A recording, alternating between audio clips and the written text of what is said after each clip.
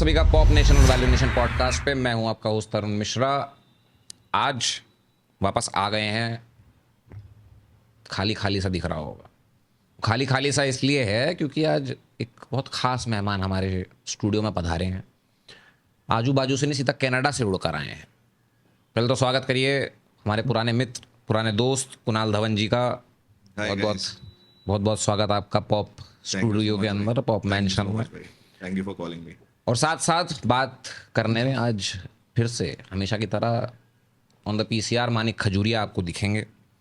चर्चा करेंगे कनाडा और भारत के बीच में अंतर कितना बड़ा है, क्योंकि भाई साहब हमारे एमिटी के ही पड़े हुए हैं पर उसका कनाडा उड़ गए थे। बड़ा देखना है, आज चर्चा में पता लगेगा कितना अंतर है। जो हम लोग खबरें देखते हैं कनाडा के बारे में, जो वहाँ पे क्राइम हो रहे हैं, जिस तरीके से वहाँ पे एंटी इंडिया माहौल बना हुआ है, उसमें कितनी सच्चाई है और कितना झूठ, ये डाइसेक्ट करना है आज। उसके साथ साथ जाएंगे खालिस्तानियों का वहाँ कैसा माहौल बना हुआ है, किस तरीके से वहाँ पे वही अगेन एंटी इंडिया एलिमेंट्स जिन्हें कहा जाता है, कितना हावी है इस समय कैनेडियन पॉलिटिकल सिस्टम के ऊपर और वहाँ की सोशल लाइफ के ऊपर। और उसके साथ साथ जाएंगे कल जो सीज फायर अनाउंस हुआ है, पाकिस्तान ने वायोलेशन भी किया, बट अभी सुबह से शांति है बॉर्डर पे, कुछ हो नहीं रहा है हलचल। मगर बात करेंगे कि इंडिया पाकिस्तान के बारे में भी, कि वहाँ पर किस तरीके से 4 दिन आतंक मचा बट आउट ऑफ नोवेयर शांति भी हो गई। इन्हीं सब पे बात करने के लिए एपिसोड नंबर 33, लेट्स बिगिन। पहले तो कुणाल जी, हाँ जी, मैं जनता को बता दूं, आज कितना साल बाद, 2016 जब डीजिंग करने निकल चुका था मैं अलग दुनिया में। अब 2025, 9 साल के बाद मुलाकात वापस हो रही है। Long time. तो लोग कहते हैं मुझे, मैं भूल जाता हूँ लोगों को इल्ज़ाम लगते हैं मुझ पे। देख लो, जिनको याद रखना होता है वो कितनी भी दूर क्यों ना हो, याद रहते हैं, चाहे मिले या ना मिले। दूरी बनी रहती है तो प्यार बना रहता है बस। और शायद मेरे को तो जहाँ तक याद है, कभी हमने एक दूसरे को इंस्टाग्राम पे अनफॉलो कभी नहीं करा है, हमेशा एक दूसरे की स्टोरी देखते रहते हैं। हमारी सीढ़ी भी चढ़ते हुए इन्होंने देखा है, हमने भी इनको भारत से निकल के, यहाँ की हमारी गलियों से निकल के कनाडा की गलियों में जाते हुए देखा है। रास्ते अलग थे बट मंजिलें सबकी एक ही है, वह टॉप, सबको वहीं पहुँचना है। तो कैसा है कनाडा, पहले तो मैं जानना चाहूँगा कैसा है वहाँ का माहौल। सुना गर्मी बहुत ज़्यादा पड़ती है वहाँ पे। गर्मी भाई, यहाँ आके मेरा बुरा हाल हो गया। नहीं तो कनाडा में तो ऐसा सीन है कि 7 to 8 months ठंड रहती है और 2-3 महीने की गर्मियाँ आती हैं। उसमें आप एंजॉय कर लो जितना करना है। बीच चले जाओ, अपना बीच वेयर पहन लो, समर क्लोथिंग एंजॉय कर लो, पार्टीज कर लो। आउटडोर पार्टीज समर में ही ज़्यादा होती है, नहीं तो सब इंडोर रहते हैं ज़्यादातर, तो यही है। तो वहाँ का ये तो टेम्परेचर बता रहे थे आप, मौसम विभाग। मैं समझना चाह रहा हूँ कि वहाँ पे जनता के बीच में जो माहौल बना हुआ है, जो हम लोग यहाँ इंडिया में बहुत सुनते हैं न्यूज़ में कि कनाडा के अंदर एंटी इंडिया एलिमेंट्स बहुत सारे हैं, वहाँ पे एक माहौल क्रिएट किया जा रहा है भारत के खिलाफ। जस्टिन ट्रूडो भी बहुत टाइम अभी हैशटैग्स में रहा था, ट्विटर पे फेमस रहा था बीच बीच में भी। जस्टिन ट्रूडो तो अब रिजाइन कर गया, उसकी तो अब पार्टी रही नहीं। हाँ, वो तो देखा मैंने, बट इन्फ्लुएंस कितना है वहाँ पे इन सब वैसे भाई देखो, चीज़ों का कैनेडियन एक मैं पहले सोशल एनवायरनमेंट समझना चाहता हूँ कि सोशल एनवायरनमेंट में क्या है। बेसिकली ब्रो देख, social media is controlled and social media से ही सोशल एनवायरनमेंट डिसाइड होता है। वैसे it is a great country, known to welcome immigrants, immigrant friendly है, और देश भर से ही नहीं दुनिया भर से लोग आते हैं। नॉट ओनली इंडिया के हर एक स्टेट से, पर हर कंट्री से लोग आते हैं। तो माहौल, हाँ बस ठीक है, तो माहौल अच्छा है, लेकिन कुछ एलिमेंट्स होते हैं जो माहौल ख़राब करने के लिए बैठे हैं, तैयार रहते हैं, मौका चाहिए उन्हें। तो ये बेसिकली किस तरीके से वहाँ पर हैं, मतलब वो छिपे रहते हैं घरों के अंदर, या फिर उनका ऐसा सीन है कि वो गुट बना के चल रहे हैं, झुंड में चल रहे हैं और सब देख रहे हैं कि यहाँ चल रहे हैं। एक्चुअली सीन ऐसा है कि देखो, इंडिया के हिसाब से वो एंटी नेशनल है। अच्छा। कनाडा के हिसाब से नहीं। कनाडा में you just like India, you have a right to raise your voice. तुम कुछ भी प्रचार कर सकते हो, जिस पॉलिटिकल पार्टी, जिस धर्म या जिस भी चीज़ के लिए चाहते हो, till the time it's a peaceful protest आप कोई कर नहीं बोल सकते हो। रहा। तो ऐसा कुछ नहीं है कि छुप के रहते हैं या अंदर रहते हैं, घरों में रहते हैं, ऐसा कुछ नहीं है। ओपनली प्रचार होता है। जैसे हम इंडिया के झंडे लगाते हैं और वो करते हैं, वैसे ही वो भी अपना पिंडरा वाले की फ़ोटोज़ लगाते हैं, पंजाब का मैप लगाते हैं। तो ऐसा कुछ नहीं है, वो एकदम क्राउड में घुले मिले हुए हैं, ऐसा कुछ नहीं है कि अलग तो से। जहां जब तक बात ये होती है कि एक ग्रुप प्रोटेस्ट कर रहा है, पर हमने तो देखा हुआ है कि वो सिर्फ प्रोटेस्ट नहीं करते हैं। उन्होंने जिस तरीके से हाईजैकिंग वगैरह भी करी है उस पर्टिकुलर एक झुंड ने, और उन्हीं के आगे के लोग वो कंटिन्यू कर रहे हैं वहां पे उस चीज़ को। तो ये फिर मेरे को जहां तक लगता है ये एक, आप कह सकते हो कि वहाँ फ्रीडम ऑफ स्पीच है, लेकिन आप फ्रीडम ऑफ स्पीच की आड़ में किसी और देश को तोड़ने की बात तो नहीं कर सकते ना। मेरे को लगता है वो वहाँ पर एक लाइन ड्रॉ होनी चाहिए थी।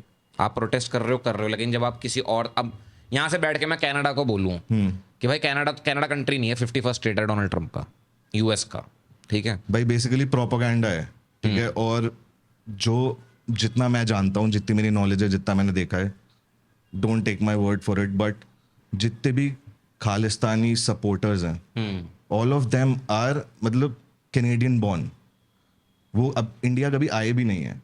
90% ये लाइक ज़्यादातर कैनेडियन बॉर्न सिख्स हैं, जो वर्ल्ड वॉर 2 के बाद जो सिख रेजिमेंट्स हमारी सर्व करने गई हुई थी, उनको वहाँ पे एरियाज दे दिए गए, वो वहाँ सेटल हो गए, फार्मिंग वगैरह शुरू कर दी। जैसे सरी, ब्रिटिश कोलंबिया वगैरह, जो सरी जगह है ब्रिटिश कोलंबिया में, वहाँ फार्मिंग वगैरह बहुत चलता है।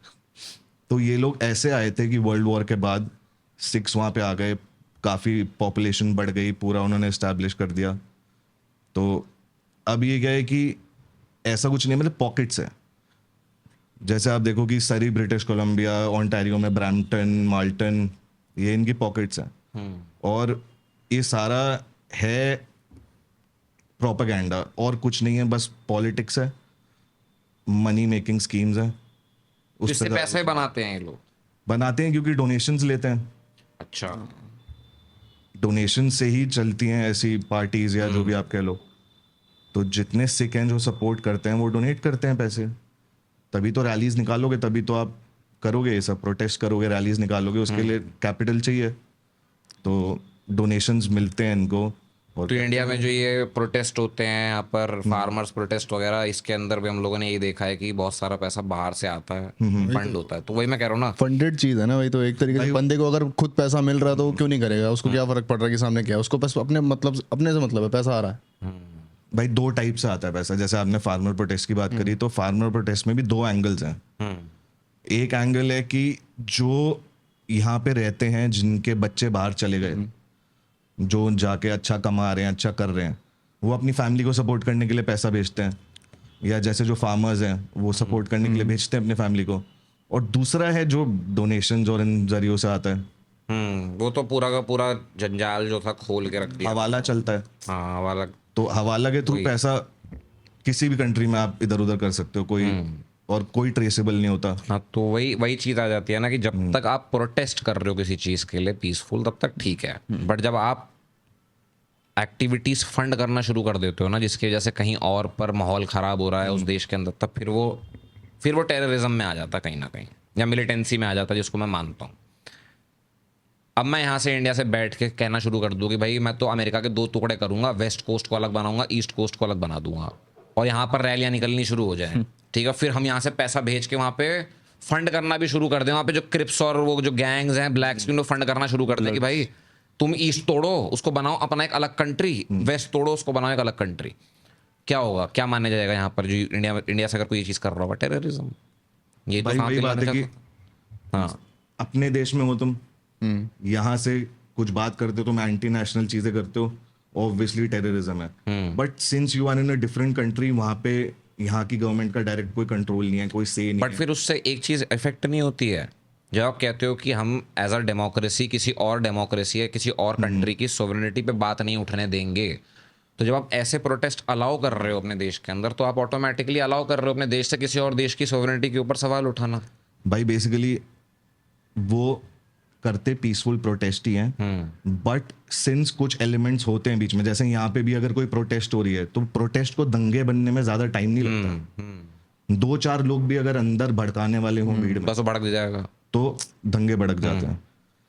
अब सीन ऐसा है कि वहाँ पे जितने भी लोग सपोर्ट करते हैं वो ओपनली सपोर्ट करते हैं, जितने लोग खिलाफ बोलते हैं वो भी ओपनली खिलाफ बोलते हैं। Since you have a right to say, लोग बोलते हैं और कोई पाबंदी नहीं है उस पर। और वहाँ पर ये एक चीज़ जो मैंने सुनी है बहुत कॉमन है कि वहाँ पर जितनी कम्युनिटी सिख्स की है और पंजाबीज की है वो उतने ही ऑलमोस्ट, उतने तो नहीं, उनसे कम ही है, बट अच्छी मात्रा में वहाँ पे जाट भी हैं। हाँ हाँ, तो इन दोनों के बीच में किस तरह का तनाव रहता है वहाँ पर कि जाट, क्योंकि जाट तो प्रॉपर हिंदू है, ठीक है, और आप जब सिख की बात करते हो उनका फर्स्ट गोल तो वहीं पर ही आ जाता है कि क्यों वो एक रिलीजियस डिवाइड वहाँ पर हो रहा है। तो वो दिखता है कि नहीं दिखता? भाई जैसे कुछ पॉकेट्स है, जैसे मैंने बताया, अगर आप ब्रैम्पटन माल्टन इस साइड जाओ तो एक बहुत फेमस वीडियो है, अगर आप यूट्यूब पे सर्च करोगे तो आपको मिलेगी। शेरिडन कॉलेज बहुत फेमस है, वहाँ पे एक शेरिडन प्लाजा है। अच्छा। तो थोड़े टाइम पहले ये हुआ था कि शेरिडन प्लाजा में बहुत सारी ऐसे 20-25 कार्स लेके और खालिस्तान के झंडे लेके और वो सब लेके वो रैली निकाल रहे थे। अच्छा। वहाँ पे हिंदू भी खड़े थे, मतलब हिंदू इंक्लूडिंग जाट, गुजराती, सारे लोग हैं। लेकिन जो जाटों के ग्रुप्स थे उन्होंने एक इनिशिएटिव लिया कि हम अपना हिंदुइज्म का प्रचार करेंगे, अपने झंडे लेके आएंगे। तो वहाँ पे जैसे खालिस्तानियों की 20-25 गाड़ियाँ थी, जाट 50-60 गाड़ियाँ ले आए। और खाली जाट ही नहीं, मतलब उसमें सब लोग थे, पंजाबी भी थे, बनिए भी, गुजराती भी, सब। लेकिन ये है कि उधर आए, किसी एक बंदे ने किसी एक साइड से कोई नारे लगाने शुरू करे, कुछ करा, स्काई शॉट्स फायर करने शुरू कर दिए। तो जैसे ही भीड़ में जैसे ही टर्मोइल आया, लड़ाई शुरू। अच्छा, देखी है मैंने वीडियो ये। बहुत फेमस वीडियो है। तो उसका क्या है कि फिर कॉप्स इन्वॉल्व हो जाते हैं। कॉप्स ऑलरेडी मोस्टली जहां भी प्रोटेस्ट हो रही होती हैं जो प्री प्लान्ड होती हैं, वहां पे कॉप्स प्रेजेंट होते हैं। ऐसा कुछ नहीं होता कि लड़ाई हो जाएगी। ये वो लड़ाई वगैरह जो होती है, जैसे हिंदू सभा मंदिर पे आ गए, ब्रैम्पटन में हिंदू सभा मंदिर है, तो कुछ 10-20 लोग झंडे लेके डंडे लेके आ गए और वो कर लिया। That is not a proper protest. अगर ये प्रोटेस्ट कर रहे हैं, रैली निकाल रहे हैं, तो वो कंट्रोल्ड होती है, पुलिस से कंट्रोल्ड होती है। वो उसको छोड़ के बाकी चीजें, कभी कहीं लड़ाई कर लेना, कभी कुछ कर लेना, ये वीडियो देखो, यही है शायद शेरिडन प्लाजा। क्या हो रहा था? हाँ, ये शायद मैंने देखी है वीडियो ये वाली। और इंडिया के झंडे हैं, ये स्काई शॉट्स फायर कर रखे हैं जो धुआं निकल रहा है। एक यहाँ पाकिस्तान चल रहा है। कॉप्स आ जाते हैं, कॉप्स आ जाएंगे, और कॉप्स बेसिकली क्या करता है, they are also not allowed to charge. वो आपको हाथ नहीं लगा सकते जब तक आप कुछ गलत ना करो। तो वो बीच में लाइन बना के खड़े हो जाते हैं, इस साइड इंडियंस खड़े हो जाते हैं, इस साइड खालिस्तानी। गलत मतलब मैं जब तक वायलेंस नहीं कर रहा तब तक। एग्जैक्टली। किसी को अगर धक्के वक्के भी स्टार्ट हो जाए कुछ, तो फिर वो डिटेन कर लेते हैं। डिटेन कर ले, वही है। बेसिकली वो बीच में लाइन बना के खड़े हो जाएंगे, हिंदू इधर खड़े हैं, खालिस्तानी इधर खड़े हैं, चिल्लाएंगे, गालियां देंगे, नारे लगाएंगे, ये सब चीजें। मुंह से जितना कर सकते हैं उतना कर लो, अगर हाथ पैर चलाए तो सीधा अंदर। तो बेसिक वही चीज़ हो गई कि वहाँ पर जो पूरा मूवमेंट जो वहाँ पे कंटिन्यू हो रहा है वो कंटिन्यूस बेसिस पे हो रहा है कि हम पीसफुल प्रोटेस्ट कर रहे हैं, मगर उस पीसफुल प्रोटेस्ट के बैक एंड में जो लोग और बैठे हुए हैं वो हवाला और इन सारी चीज़ों से बाकी ऑपरेशंस फंड कर रहे हैं। अब आप हवाला कह रहे हो, कुछ भी कह रहे हो, लेकिन जो भी है, कुछ 4-6 एलिमेंट होते हैं बीच में जो भड़काने वाले नारे लगा देंगे या धक्का मुक्की कर देंगे, और उससे भड़क जाएगा, उससे भड़क जाएंगे सब लोग। समझ गया। क्योंकि हम हिंदुओं का गर्म खून बहुत है, कम नहीं है। तो सब भड़क जाते हैं और फिर लड़ाइयाँ होती हैं। यार भड़कने को, यार अगर कोई जैसे यहाँ बैठे बैठे भी देख ले कि कनाडा की सड़कों पे खालिस्तानी लोग प्रोटेस्ट करते हुए इंडिया का फ्लैग फाड़ दें या इंडिया के फ्लैग के ऊपर स्टेप ऑन कर जाएं, वो यार देख के बुरा तो यहीं पे लग जाता है। वहाँ पे अगर जो होगा उसके सामने कोई करेगा, ऑब्वियसली उसको भी खून खोलेगा ना। भाई मैंने एक लेटेस्ट वीडियो देखी थी, मतलब वीडियो लेटेस्ट वायरल हुई है लेकिन बहुत पुरानी है। वो भी आप देखोगे यूट्यूब पे आपको मिलेगी, जिसमें नरेंद्र मोदी, अमित शाह, योगी आदित्यनाथ, इन तीनों के पुतले बना के इनको बिहाइंड द बार्स खड़ा करके, जैसे जेल। हाँ, देखी थी मैं। और वो भी बहुत वायरल हुई है। तो अब आप कह सकते हो कि ये सीधा तुम किसी के कंट्री के प्राइम मिनिस्टर के बारे में बोल रहे हो। कंट्री के बारे में ही बोल रहे हो यार, सरकार के बारे वही अफेक्ट हो गया ना। फिर आप टेक्निकली तो आपने फिर इंटरनेशनल लॉ तोड़ दिया ना। तोड़ दिया, लेकिन till the time you are not physically doing anything या कोई लड़ाई नहीं हो रही, दंगे नहीं हो रहे, तो कोई कुछ नहीं बोल दे आर अलाउड टू। कुछ नहीं हो सकता। ये तो काफी सिमिलर है हमारे इंडिया के जैसा ही है। मैं देखूं तो यहाँ पर भी मतलब ऐसा नहीं होता कि यहाँ पर पुलिस वाले बीच में लाइन बना के खड़े हो जाते हैं और एक साइड से दूसरी साइड से शोर हो रहा हो। पुलिस वाले आते ही बाद में यहाँ तो पथराव हो जाता है, पुलिस वाले खुद ही गायब हो जाते हैं कि भाई तुम कल देख लो अपना, आप हम आते हैं रात। पुलिस वाले शो देखते हैं कि हाँ है कि नहीं, क्या हो इंडिया रहा और कनाडा में डिफरेंस बहुत है। आप देखो तो लोगों के माइंड सेट का डिफरेंस है। माइंड सेट का कैसा डिफरेंस है? माइंडसेट का डिफरेंस ऐसे है जैसे यहाँ पे लोग बहुत फ्यूचर प्लान करके चलते हैं, ठीक है, कल का सोचते हैं। वो लोग कल का नहीं सोचते, वो आज में जीते हैं, प्रेजेंट एंजॉय करते हैं। माइंडसेट और भी चीज़ों में अलग है, जैसे वर्क कल्चर, वर्क एथिक्स, ये सब। अच्छा वर्क लाइफ बैलेंस है। अगर आप 9 to 5 जॉब कर रहे हो तो आपको 5 के बाद कोई नहीं बोलेगा करने के लिए। इफ़ यू वर्क आफ्टर 5 तो आपको एक्स्ट्रा पे मिलेगा, ओवर टाइम मिलेगा। इन सेंस में अच्छा भी है कि वर्क लाइफ बैलेंस है, आपको अपनी पर्सनल लाइफ के लिए टाइम मिल जाता है। मैं मंडे टू फ्राइडे काम करता हूँ, मेरा 9 to 5 या 10 to 6 होता है। तो अगर मैं फ्राइडे को शाम को 6 बजे लैपटॉप बंद कर रहा हूँ तो मेरा मंडे को ही खुलेगा। ना मेरी बॉस एक्सपेक्ट करेगी कि मैं सैटरडे संडे ईमेल्स का रिप्लाई करूँ, और ना मेरे क्लाइंट्स। ये लेबर लॉज वगैरह के अंदर होंगे वहाँ पे। इस सेंस में एथिक्स है बेसिकली। ऐसा कोई लॉ नहीं है कि सैटरडे संडे काम नहीं करोगे, हम भी करते हैं जब जरूरत पड़ती है या एक्स्ट्रा इनकम के लिए करते हैं, लेकिन एथिक्स है, वर्क एथिक है कि नहीं डिस्टर्ब करते, बॉदर नहीं करते, रिस्पेक्ट करते हैं दूसरे की पर्सनल लाइफ को। समझ गया मैं बात। वो मैं उस चीज़ को पता कैसे देखता हूँ, मेरा ये रहता है कि जब आप किसी वेस्टर्न कंट्री में जो ऑलरेडी अमीर है, जो ऑलरेडी डेवलप हो चुकी फर्स्ट है, world country, first world country ले लो, वहाँ पर ना इन सब चीज़ों को आप थोड़ा सा लीनियंसी दे सकते हो। लेकिन एक रे डालियो के इन्वेस्टर है, उसकी बुक है हाउ ग्रेट एम्पायर्स फॉल, और उस बुक के अंदर उसने एक साइकिल एक्सप्लेन करी हुई है कि वो साइकिल क्या होती है। वो साइकिल ये होती है कि एक देश है बिल्कुल लोएस्ट अपने उस पर, उसके बाद उस देश के अंदर 3 लोग आपस में आके मिलते हैं। पहला वहाँ का जो अच्छा रूलर है, वो एक अच्छा रूलर, एक अच्छा बिजनेसमैन और एक अच्छा मिलिट्री जनरल। ये 3 लोग जब साथ आते हैं तो वो कमांड करते हैं अपने लोगों को काम करने पे। बिजनेसमैन पैसा लेकर आता है, नौकरियां बनाता है, मिलिट्री वाला उनको डिसिप्लिन रखता है, राजा उनको गाइड करता है। जब देश डेवलप हो रहा होता है तो उसकी जो लेबर फोर्स है ना, उसको सबसे ज़्यादा काम करना पड़ता है, क्योंकि वही डेवलप कर सकता है उस देश को। इंडिया मुझे ऐसा लगता है ऐसे स्पॉट पे जहाँ पे कि वो भी काफ़ी हद तक डेवलप्ड हो चुका है। ये देश इतना वास्ट है कि आप हर सिटी को जाके डेवलप नहीं कर सकते।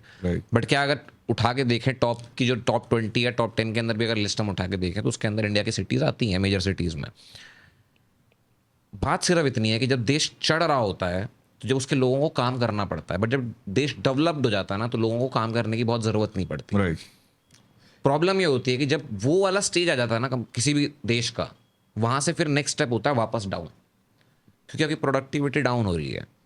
इंडिया के अंदर कोई बंदा 14 घंटे बैठे कोडिंग कर रहा है, वहाँ का बंदा 8 घंटे में घर जा रहा है। तो ये 14 घंटा वाला बंदा है ना, उसको एक एक्स्ट्रा बूस्ट मिल रहा है नॉलेज का। और वही रीज़न है कि मुझे क्यों दिख रहा है कि इंडिया से इतने सारे इंजीनियर्स निकल के वहाँ पर जा रहे हैं। ऐसा नहीं कि वो जा रहे हैं, उनको बुलाया जा रहा है कि भाई आओ, हमारे पास है ही नहीं, यहाँ कोई बैठा ही नहीं है जो ये ऐसे उठा के कोडिंग कर भी सके। क्योंकि यहाँ के बंदे तो लगे हुए हैं, वो तो बच्चे आते हैं 13 साल के बच्चे प्रेग्नेंट होके, वो तो साला उसमें बिजी हैं। अब जैसे और बहुत चीज़ों में बिजी हैं वहाँ के लोग। अब जैसे उन्होंने बोला कि वहाँ पे लोग ज़्यादा काम नहीं करना चाहते या ज़्यादा काम नहीं करते, उसका रीज़न ये है कि वो एक ऐसी स्टेज पे आ गए हैं, being a first world country, that even if you are not working, मतलब अगर तुम काम नहीं भी कर रहे तब भी तुम्हें अनएम्प्लॉयमेंट बेनिफिट्स सरकार मिलते रहते हैं। वही चीज़, जैसे जो एजेड लोग हैं या बाय चांस मैं काम कर रहा हूँ, आई एम एम्प्लॉयड, मेरी जॉब चली जाती है, तो अगर मेरी जॉब चली जाती है और मैं कैनेडियन सिटीजन हूँ तो मेरे को बाई वीकली एक अनएम्प्लॉयमेंट बेनिफिट का चेक आता है। अच्छा, जो हमारे ही टैक्सेस हैं, तो पैसे पैसा हमारे वापस आ जाता है जेब में अपना ही। अगर तुम अनएम्प्लॉयड हो तो मैं कैनेडियन सिटीजन नहीं हूँ अभी, तो मेरे को नहीं मिलेगा। वाह। लेकिन मेरा एक दोस्त था मेरे कॉलेज में, वो एक जगह सर्वर था, रेस्टोरेंट में काम करता था, उसकी जॉब चली गई, उसने आराम से 1-1.5 महीना घर बैठ के जॉब ढूंढी अपनी मर्जी की। जब तक अपनी मर्जी की नहीं मिलेगी मैं नहीं करूंगा, और जितने टाइम घर बैठा अनएम्प्लॉयमेंट बेनिफिट मिले बाई वीक। फ्री ये- का पैसा है, फ्री का ये राशन फ्री का पैसा कोविड के टाइम पे बहुत डिस्ट्रीब्यूट हुआ था यूएस के अंदर, जब वहाँ के फेड ने बिल्कुल इंटरेस्ट रेट जीरो कर दिया था, और उसके बाद जो है पाक कनाडा में भी हुआ था, कनाडा में ऑलमोस्ट हर देश के अंदर हुआ था, लेकिन कोविड के टाइम पे बहुत स्मॉल स्केल लोन्स दिए थे, बांटे थे सरकार सब ने। पैसा छाप छाप के दिया गया था, और इसी वजह से इनकी करेंसीज की जो वैल्यू है ना वो इतनी डिग्रेड होती जा रही है। तो ट्रम्प आया, उसके बाद से थोड़ा डॉलर वापस स्ट्रांग हुआ, नहीं तो डॉलर की वैल्यू अगर आप ओवरऑल मार्केट में देखोगे, सबसे ज्यादा बॉन्ड कौन लेके बैठा हुआ है डॉलर के? चाइना। जिस दिन चाइना को यूएस को तोड़ना ही होगा ना, तुम जितने मर्जी बम मार लो, वो वहां से बॉन्ड बेचना शुरू करेगा ना, यहाँ पे यूएस की स्टॉक मार्केट कोलैप्स कर जाएगी। तो ये बहुत ही अलग गेम पूरा का पूरा स्टैब्लिश हो रखा है वर्ल्ड वाइड, जो इकोनॉमिक्स का जो गेम है कि हर कोई एक दूसरे से कनेक्टेड है, कोई एक भी हिट हुआ तो सारे हिट होंगे। तो फिर वो सप्लाई चेन ही ऐसी बनी हुई है हर जगह की। ठीक है, वो यूएस था, खालिस्तान भी हमने बात करी, आगे भी आएंगे उसके ऊपर, मगर पहले मैं जानना चाहता हूँ कनाडा और इंडिया के बीच में सबसे बड़ा डिफरेंस क्या दिखा है अब तक? सबसे बड़ा डिफरेंस, जैसे कि बहुत एरियाज में डिफरेंस है, हर एरिया में कुछ ना कुछ डिफरेंस है ही। आप अगर ले लो roads infrastructure, since it is a first world country, तो उनकी रोड्स अच्छी बनी हुई हैं, इंफ्रास्ट्रक्चर अच्छा है, बर्फ़ पड़ती है, 6-6 महीने बर्फ़ पड़ती है, but still 24 hours snow trucks चलते रहते हैं, सॉल्टिंग और स्नोइंग होती रहती है, स्नो ट्रक्स चलते रहते हैं, प्लाउइंग होती रहती है। तो मतलब ये है कि कंट्री रुकती नहीं है इतनी बर्फ़ पड़ने के बाद भी। इस उसमें हुआ जैसे यहाँ बारिश अगर हम 3-4 दिन लगातार देख लें और पानी इकट्ठा हो जाता है, फ्लड्स हो जाते हैं, लोग ऑफिस नहीं जाते, स्कूल बंद हो जाते हैं, काम, वहाँ पे अगर 6-6 फुट भी बर्फ़ इकट्ठी हो रही है तो लोग तो भी जाते हैं। हम स्नो स्टॉर्म में भी काम करने जाते हैं, स्नो स्टॉर्म आ रहा होता है, हम फिर भी काम करने, टिल द टाइम बहुत सीवियर नहीं है या तुम्हें गवर्नमेंट एडवाइस करेगी कि स्टे इनडोर्स, तो तब तक सब चलता है। वैसे है कि इंडिया में लोग इजी ले लेते हैं, जैसे कि कुछ स्टॉर्म आ गया, कुछ हो गया तो अब घर बैठेंगे, काम नहीं करेंगे और वो, लेकिन वहाँ के लोग ऐसे नहीं है, क्योंकि सिंस वो जीते ही आज में है, वो अपना मंडे टू फ्राइडे काम करते हैं, पैसे कमाते हैं, सैटरडे संडे ऐश उड़ा देते हैं। बहुत इस मामले में बहुत डिफरेंट है। प्लस आप गाड़ियाँ देख लो, मेरे को तो गाड़ियों में बहुत इंटरेस्ट है, बट फिर वही गाड़ियों में वो चीज़ आ जाती है ना, वहाँ उनकी घर की खेती है, मस्टैंग, फोर्ड, ठीक है, अमेरिका में बनती है, वहीं की कंपनी है, तो वहीं से वहाँ से शिप करने में प्रॉब्लम उसके पीछे पता है मेन जो हमें प्रॉब्लम समझ में आई है, क्योंकि हम लोग ऑटोमोबाइल के अंदर हैं, तो मेरे को समझ में आया कि प्रॉब्लम क्या है। देख लो भाई, तूफान आ रहा है 26वें फ्लोर पे। जो मुझे प्रॉब्लम दिखी है वो ये दिखी है कि अगर आप इंडिया से गाड़ी इंपोर्ट करते हो, कनाडा, यूएस या यूरोप के अंदर भी, इंपोर्ट ड्यूटी ना के बराबर थी। अभी ये ट्रंप ने आके 28 लगाया, वो भी सस्पेंड हो रखा है 90 दिन के लिए, बात अलग है। वो 28 अगर मैं हटा दूं तो हमारी गाड़ी वहां पे सेम रेट पे बिकती है। यूएस की गाड़ी जब इंडिया आती है ना तो 100% फिर उस पर ड्यूटी लगती है। तो अगर 50 लाख की गाड़ी है तो करोड़ की पड़ेगी, और करोड़ की गाड़ी है तो 2 करोड़ की पड़ेगी, मैं कह रहा हूं- फिर कंपाउंड होता है कि 5 करोड़ की है तो फिर 10 करोड़ की पड़ेगी। अब ये प्रॉब्लम है कि क्यों यहाँ पर आपको मस्टैंग और वो सारी चीजें नहीं दिखती। तो भाई price point is definitely a thing, because price point is the main deciding factor कि तुम खरीदो या गाड़ी ना खरीदो। बट मैं जो बोलना चाह रहा था कि वहाँ पे कार्स आर बिल्ड डिफरेंट, थोड़ी हैवी ड्यूटी हैं वेदर के हिसाब से। जैसे इंडिया में वेदर कंडीशंस होती हैं, इधर की गाड़ियाँ उस हिसाब से बनी हैं। वहाँ की गाड़ियाँ सिवियर वेदर हैंडल करती हैं, हैवी ड्यूटी हैं, बिल्ड थोड़ी स्ट्रांग है। ये डिफरेंस है बेसिकली गाड़ियों में, इसलिए वहाँ की गाड़ियाँ बेटर कह सकते हो एक तरीके से। तो वहाँ पर एसयूवी का ट्रेंड ज्यादा है या फिर सेडान का? इस चक्कर में एसयूवी ज्यादा होगा। भाई जैसे अगर आप डाउनटाउन एरिया में रहते हो, if you are in the main city downtown इस एरिया में, तो डजेंट मैटर, तुम नॉर्मल गाड़ी भी चला सकते हो, क्योंकि स्नो में भी सारी रोड्स क्लियर होती है, main roads. It's just that अंदर की रोड्स क्लियर नहीं होती है, और प्रायोरिटी मेन रोड्स और हाईवेज को देते हैं। तो कभी कभार छोटी गाड़ियाँ फंस जाती हैं बर्फ़ में। हाँ, बड़ी गाड़ियों का कल्चर है, मैक्सिमम कैनेडियंस पिकअप ट्रक्स चलाते हैं, नहीं तो एसयूवीज चलाते हैं, क्योंकि वहाँ इंडिया के अंदर भी अब आज की डेट में एसयूवी का जो क्रेज है ना, एसयूवी का वो बहुत ज्यादा है। बट यहाँ पे ऐसी कोई कंडीशन नहीं है, बट फिर भी लोगों का है कि बस ऊंचा होकर चलना है। वहाँ पे प्रैक्टिकल है, वहाँ पे तुम डेली लाइफ में यूज कर सकते हो। वहाँ प्रैक्टिकल है, टोरा है। एग्जैक्टली। यहाँ स्कॉर्पियो है, फॉर्च्यूनर है, बस यही दो हैं जो एकदम टोरे में चलती हैं थार के हम साथ। डस्टर में भी टोरा में चलते हैं भाई, उसमें भी ऊंचा चढ़ के बैठते हैं, ऐसी कौन सी बात है? ये क्या ऐसी टोरे डॉट ऐसी वो वाली है ना यार, बड़ी की बात तो है ब्रो। जैसे वहाँ पे भी मैं जब पहली बार गया था और मैंने जब सीन देखा था, तो मैं बोलता था कि यहाँ के जैसे गूजर हैं स्कॉर्पियो और फॉर्च्यूनर वाले, वैसे Canadian bad boys pickup trucks चलाते हैं, पिक के होता है ऐसा। देखो भाई, हम तो क्या उनको ट्रक वाला ही बोलेंगे, ठीक है? हम नहीं जानते कुछ भी, हमारे लिए वो ट्रक वाले ही हैं, हमारे लिए ट्रक ट्रक होता है, हमारे लिए फॉर्चूनर फॉर्चूनर है भाई, सीधी सी बात है, हम देसी आदमी हैं। लेकिन फायदा वहाँ पे मॉडिफिकेशंस कर सकते हो, ये है अपनी ना, मर्जी की मॉडिफिकेशन। कुछ बेसिक रूल्स हैं, जैसे आगे वाली विंडोज 60% से या 70% से ज़्यादा टिंट नहीं होनी चाहिए, पीछे वाली विंडोज को तुम 100% ब्लैक कर सकते हो। Plus till the time main engine तुम ना छेड़ो गाड़ी का, तुम कुछ भी मॉड कर सकते हो। No mods are illegal till the time engine छेड़ो। तुम्हें पता है इंडिया के अंदर एक ऐसी गाड़ी है पर्टिकुलर, ठीक है, जिसको कि परमिशन दे रखी है परमात्मा ने खुद आके कि इसका मॉडिफिकेशन कर दोगे कोई कुछ नहीं बोलेगा। उस गाड़ी का नाम है थार, थार। ठीक है? वो एक अकेली ऐसी गाड़ी है इस देश के अंदर जो तुम्हें एक वर्जन ना, जो एक बंदे पे है वैसा दूसरे पे नहीं मिलेगा, ठीक है? वो बिल्कुल डिफरेंट होगी दूसरी वाली, ठीक है? क्योंकि वो आता ही डब्बा है 10 लाख का, उसको काट पीट के 10 लाख और लगा के उसको नई गाड़ी बना देते। भाई सेम सीन कनाडा में भी है, जैसे यहाँ पे थार है वैसे वहाँ जीप है। जो बॉयज यहाँ थार चला रहे हैं वो बॉयज कनाडा जाके जीप ले लेते हैं। तो वो जो जीप कंपनी है वो वाली जीप ना, जीप रैंगलर, जीप रूबिकॉन, समझ गया, हाँ।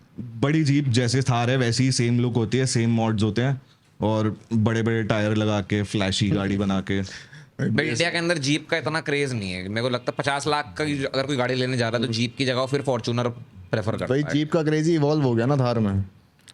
बट उसके पीछे रीजन क्या है? मेरे को मतलब ऐसा कोई ड्यूरेबिलिटी का कारण है क्या है? वो मेरे को भी आज तक समझ नहीं आया, लोग बस ले लेते हैं सिर्फ शोशेबाजी के लिए यार, उसमें कंफर्ट भी चलाई इतना वहाँ नहीं होता। जीप, जीप में मैं बैठा हूँ, मैंने चलाई नहीं है, मेरे एक फ्रेंड के पास थी जीप रैंगलर।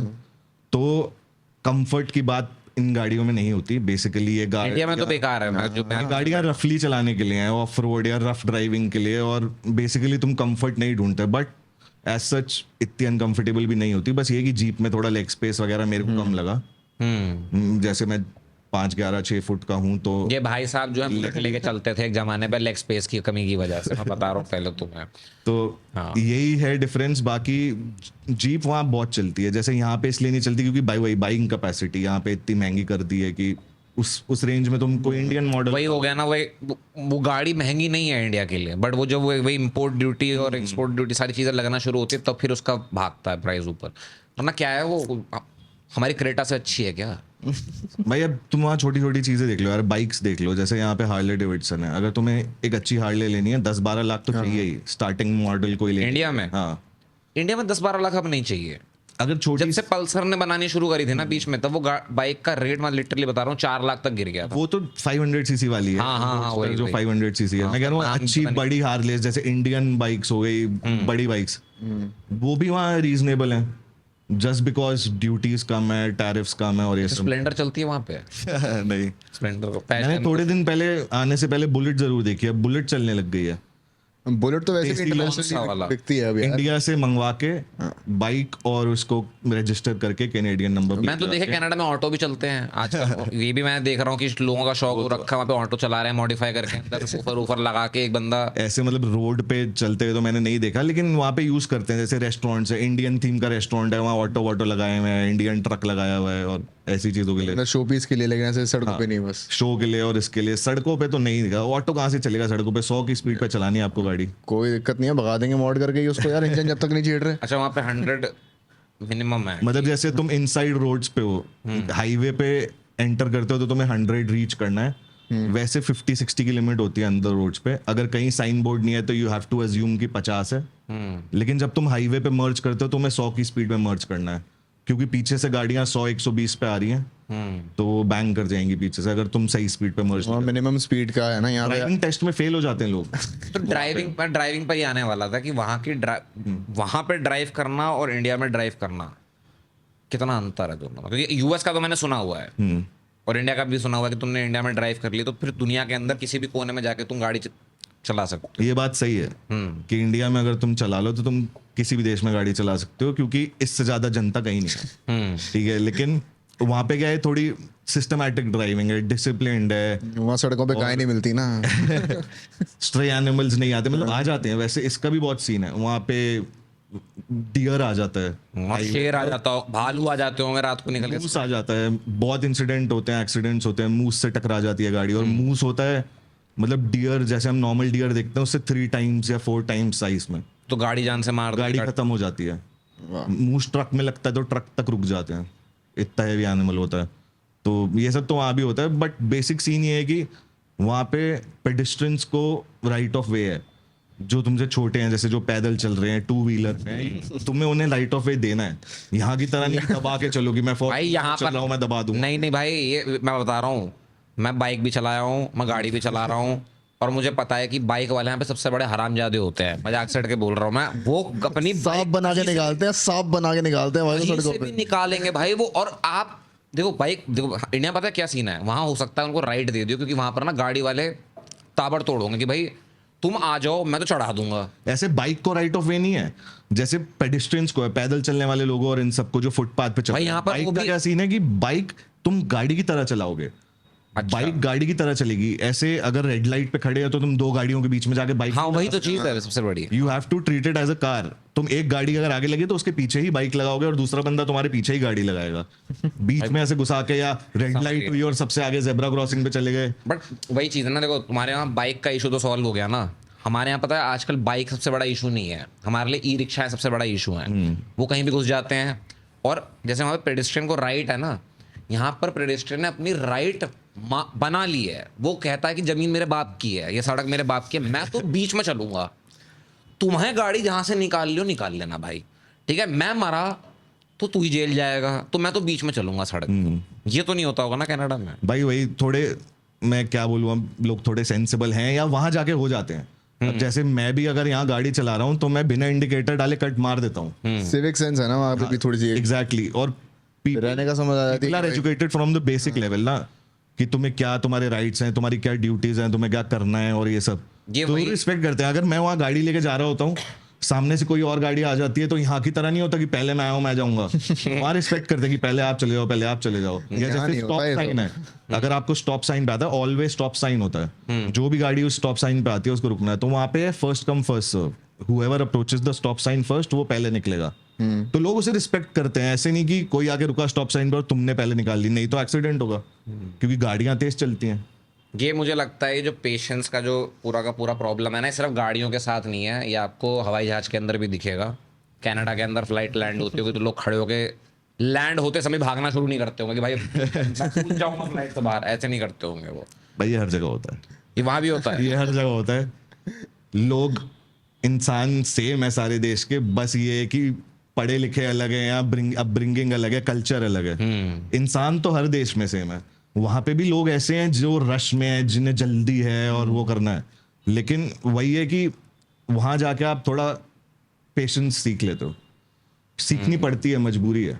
वहां जाके हम एटिकेट सीखते हैं। मैं जब गया तो मेरे लिए कल्चरल शॉक था, क्योंकि अगर तुम किसी शॉप में एंटर कर रहे हो तो सामने वाला बंदा तुम्हारे लिए डोर खोल देगा, या अगर कोई आ रहा है उधर से वो डोर खोल के तुम्हारी वेट करेगा, थैंक यू बोलेगा, सॉरी बोलेगा, अपोलोजाइज करेंगे, अप्रिशिएट करेंगे।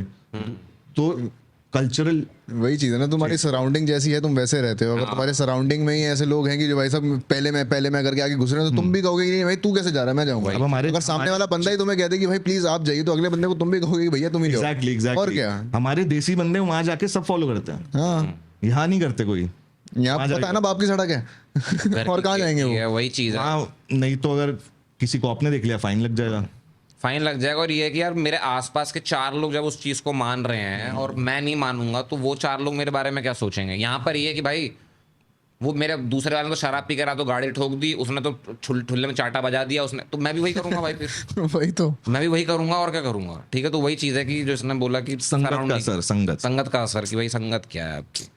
संगत से याद आया पुराने दिन, बहुत संगत हमारी बहुत लोगों के बीच में रही है, तो वहां से नेविगेट करते करते पहले तो मैं समझना चाहता हूँ कनाडा पहुंचे कैसे।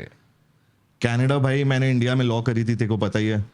मैंने एमिटी से लॉ करी थी, 5 ईयर कोर्स। 2019 में मैं ग्रेजुएट हुआ। फिर मैंने 3 साल दिल्ली हाई कोर्ट में काम करा, 2 जॉब स्विच करी। और उस टाइम पे ऐसा पॉइंट आ गया था कि मेरे को ग्रोथ नहीं दिख रही थी, या मतलब वास्टनेस नहीं दिख रही थी, मेरे पास एक्सप्लोर करने के लिए ऑप्शंस कम थे। तो मैंने एक साइड में डिसीजन लिया कि इंडिया से मूव आउट करते हैं। फिर जब मैंने देखा इंडिया से मूव आउट एक लॉ बैकग्राउंड वाले लड़के के लिए कहाँ करना ईजी है, तो कैनेडियन लॉ जो है basically it is common law just like India. तो हमारा बेसिक स्ट्रक्चर सेम है लॉ का। प्रिंसिपल्स और वो लॉ के सेम है। तो मैंने कनाडा में एक कोर्स देखा लॉ का, जो मैंने वहाँ जाके 1 साल का कोर्स करा, पैरालीगल कोर्स है, और उसके बाद मैं वहाँ पे जॉब करना शुरू करा 1 साल के बाद। तो तब से वहाँ पे अब मेरे को 1.5 years हो गया मैं वहाँ काम कर रहा हूँ। तो इंडिया के अंदर ग्रोथ नहीं मिल रही, मतलब क्या यहाँ पर अपॉर्चुनिटीज कम थी कि यहाँ पर salary? Opportunities bro, competition basically, अच्छा, कंपटीशन बहुत है तो तुम्हें अपॉर्चुनिटी कम मिलेगी। मतलब अंधे लॉयर हैं बेसिकली यहाँ पे। यहाँ पे हर साल, मेरे को एग्जैक्ट नंबर नहीं पता, पर ऑल इंडिया बार एग्जाम 1.5-2 लाख बच्चा देता है शायद। हर साल 1.5-2 लाख अगर एग्जाम देता तो 1-1.5 लाख बन रहा है लॉयर।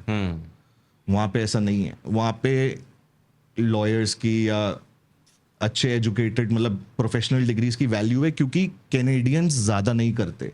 कैनेडियंस ज़्यादा हाई स्कूल के बाद नहीं पढ़ाई करते हैं। मेरे साथ लोग थे, मेरे क्लास में 10-15 कैनेडियंस थे जो अच्छी फैमिलीज के हैं, पढ़े लिखे, जैसे फादर भी लॉयर या कुछ ऐसा।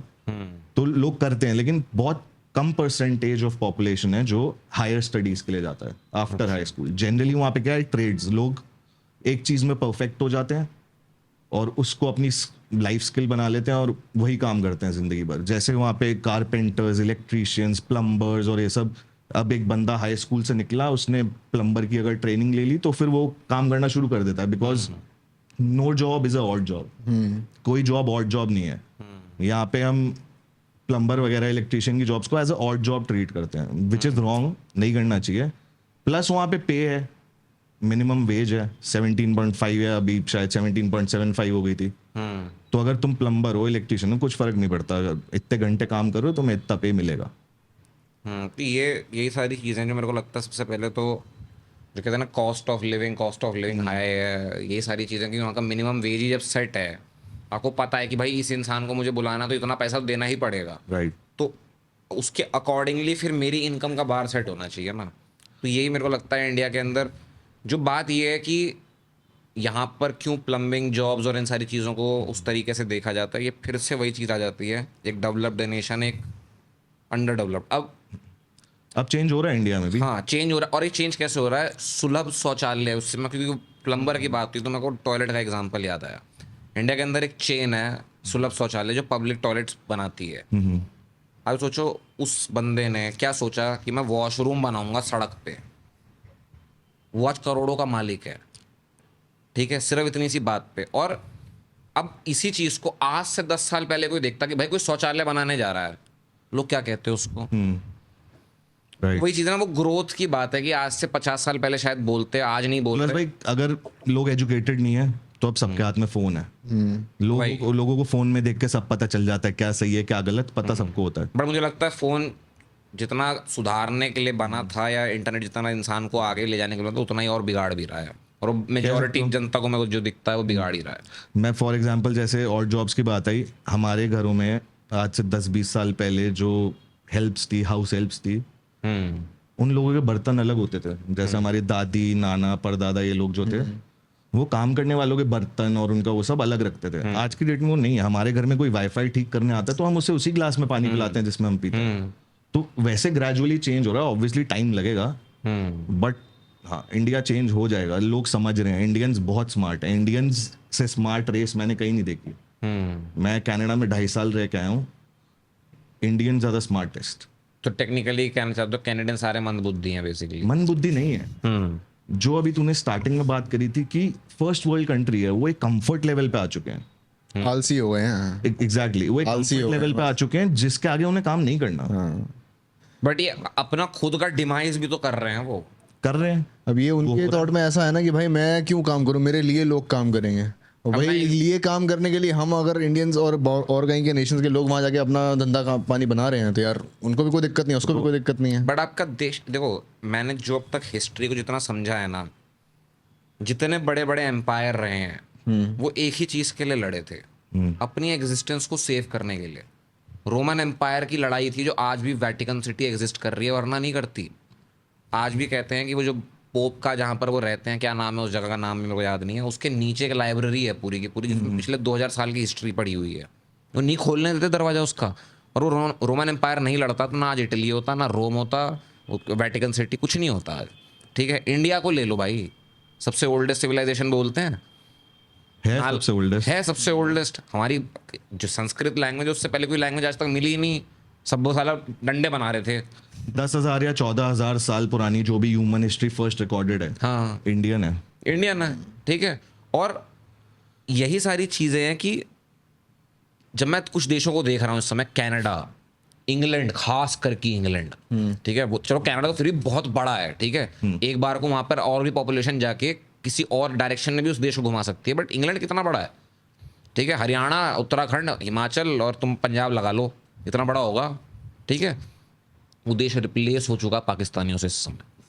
अब तो भाई जैसे पॉपुलेशन की बात तूने करी, कनाडा की टोटल पॉपुलेशन लास्ट जब मैंने देखा था 39 मिलियन थी। 39 मिलियन कनाडा की पॉपुलेशन है, 32 मिलियन, 32 मिलियन दिल्ली की पॉपुलेशन है। हाँ, देख रहे हो, एक सिटी वर्सेस पूरा देश, देश। वही। काफ़ी डिफरेंस है। और जो अभी तूने जॉब्स की बात करी और वो बात करी कि ये अब चेंज जो है वो कंफर्ट में एक पहुंच गए हैं, कंफर्ट लेवल में, कि वो नहीं करना चाहते काम और ये सब, तो जॉब्स देसी कर रहे हैं और देसी करके खुश हैं, क्योंकि Canada won't survive without immigrants. बिना इमिग्रेंट्स के कनाडा सर्वाइव नहीं कर सकता, और ये उनको भी पता है, वहाँ की सरकार को पता है कि कनाडा नहीं चलेगा बिना इमिग्रेंट्स के, क्योंकि इमिग्रेंट्स आते हैं तो उनका चल रहा है। कनाडा में 70-80% हर चीज़ इंपोर्ट होती है, खाने पीने से लेके गाड़ी वाड़ी हर चीज़। उनकी खुद की मैन्युफैक्चरिंग 3-4 चीज़ हो गई गिन चुन के। खुद की एग्रीकल्चर में वो 4 फसल उगाते हैं, टबैको, शुगर केन, कॉर्न और ये सब, मतलब जो भी 4 फसल है। एक बता दूं मैं, गांजा भी उगाता है वो देश लीगली। गांजा, हाँ, सबसे वहाँ पे गांजा लीगल है।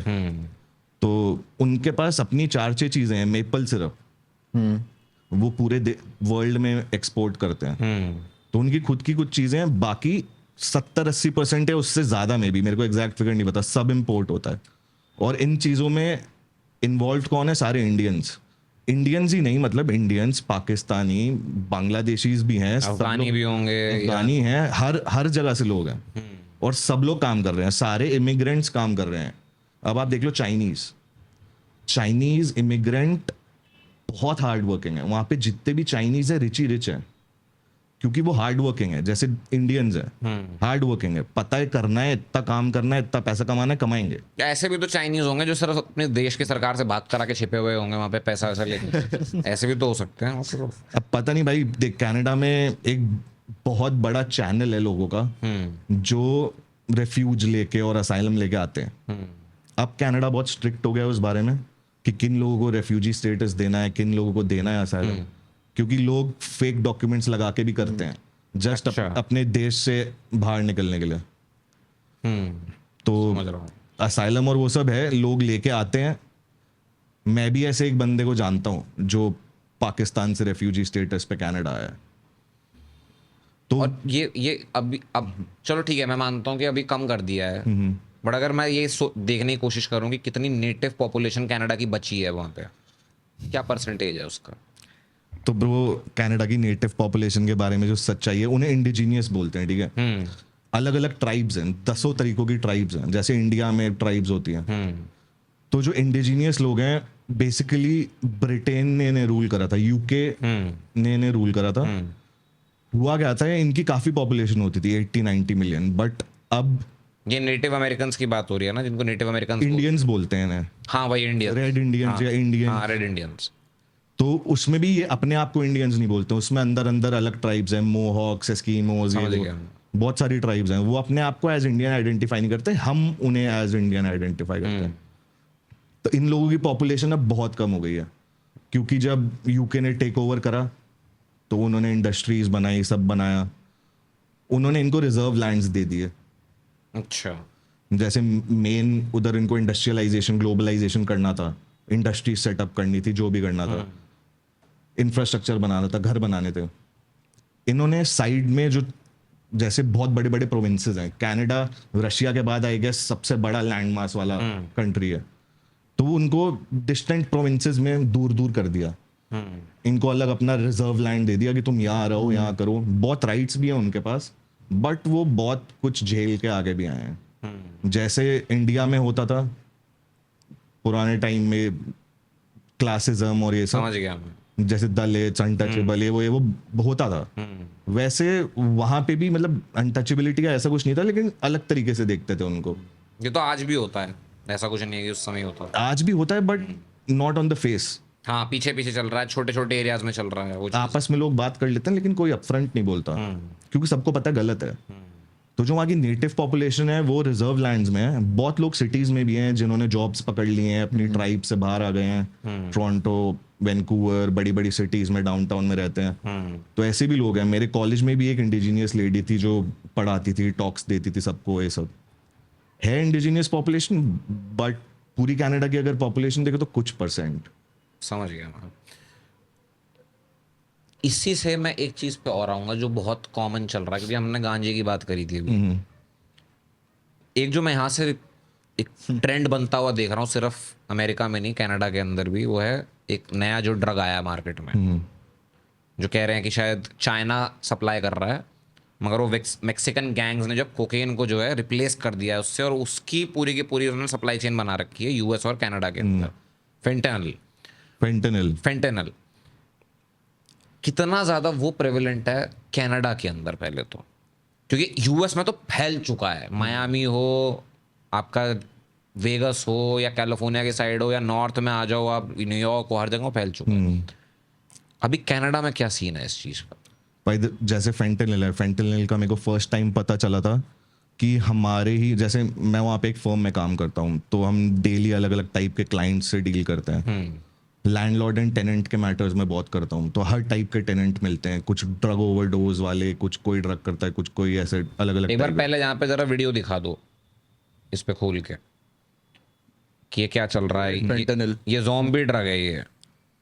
इसके पीछे कारण है, इसको क्यों ज़ॉम्बी ड्रग बोलते हैं लोग। हाँ, गिर रहे हैं लोग खड़े खड़े। ये देखो, हाँ खड़े होने की होश नहीं है, वो खड़े खड़े ही सो गए सारे। हाँ, ठीक, उधर से कंटिन्यू, क्या कह रहे थे आप? हाँ, तो फेंटेनिल ब्रो, मैंने फेंटेनिल एज सच अपने सामने तो नहीं देखा, लेकिन लोग यूज करते हैं और वहाँ पे सुनने में भी आया है, क्योंकि केसेस देखे हमने। जैसे थोड़े टाइम पहले ही डाउनटाउन में, जिस सिटी में मैं रहता हूँ उसके डाउनटाउन में, लोकल न्यूज़, लोकल मीडिया ने कवर करा था कि 2 लोगों की डेथ हो गई थी। अच्छा। तो वो बेसिकली होमलेस लोग थे, तो किसी न किसी ड्रग में इन्वॉल्व थे। आई डोंट नो क्या ड्रग, हेरोइन या जो भी करते थे। तो उनकी फेंटेनिल ओवरडोज की वजह से डेथ हो गई थी। ये मीडिया में आया था, न्यूज़ में पूरा कवर करा था। अब उधर क्या बोला था कि वो ड्रग कोई और कर रहे थे, जैसे हेरोइन या कुछ कर रहे होंगे, उसमें फेंटेनिल मिला हुआ था। अच्छा, तो ये बाय प्रोडक्ट है बेसिकली कि लोग इसको और इसका मिला के दे रहे हैं। अच्छा। तो उन लोगों की जब पोस्टमार्टम रिपोर्ट या जो भी आती है, उसमें पता चला कि ये फेंटेनिल ओवरडोज से मरे हैं, क्योंकि शायद कर वो कोई और ड्रग रहे थे या जो भी, वहाँ पे सिरिंज से करते हैं इंजेक्ट।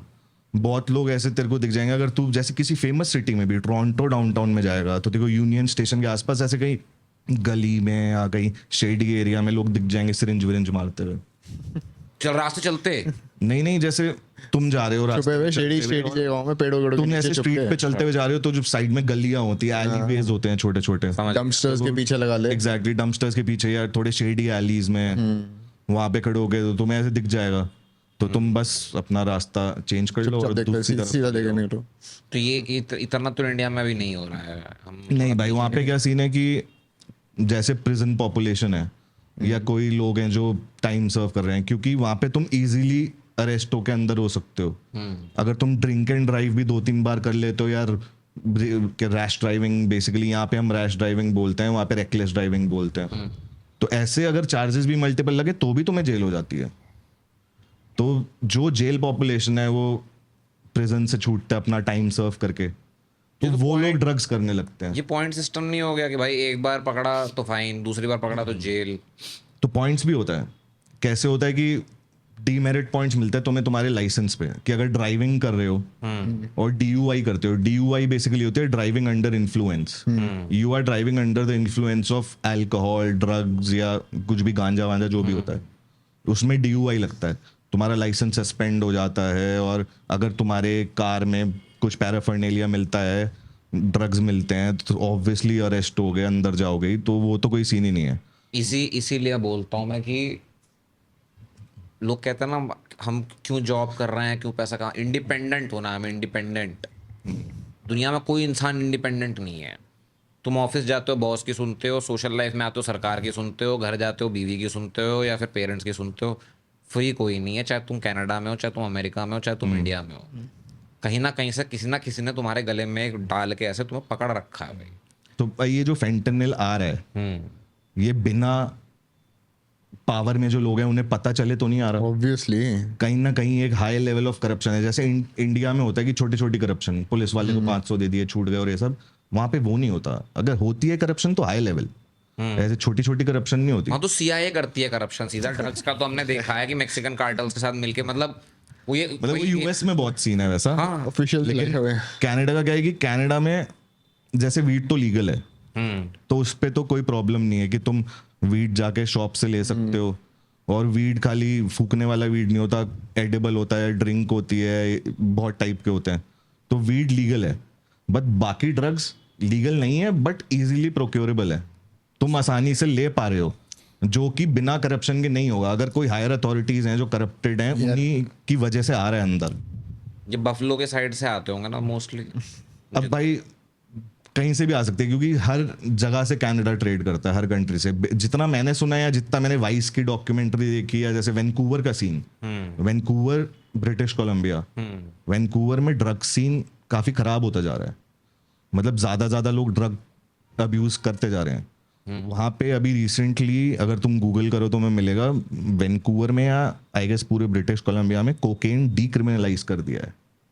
हाँ मैंने देखा। If you are carrying cocaine in your pocket, पकड़ नहीं सकता वो। क्रिमिनल चार्ज नहीं लगाएंगे, फाइन होगा, पेनल्टी होगी, जो भी होगा, लेकिन क्रिमिनल चार्ज नहीं है, डीक्रिमिनलाइज कर दिया। मैंने पूरा पढ़ा नहीं उसके कनाडा बारे में। बेसिकली कह रहा है कि भाई आओ, मैं तो धीरे धीरे सारे ड्रग्स लीगल कर दूंगा, तुम्हें अगर ड्रग ही बनना है तुम कनाडा आ जाओ।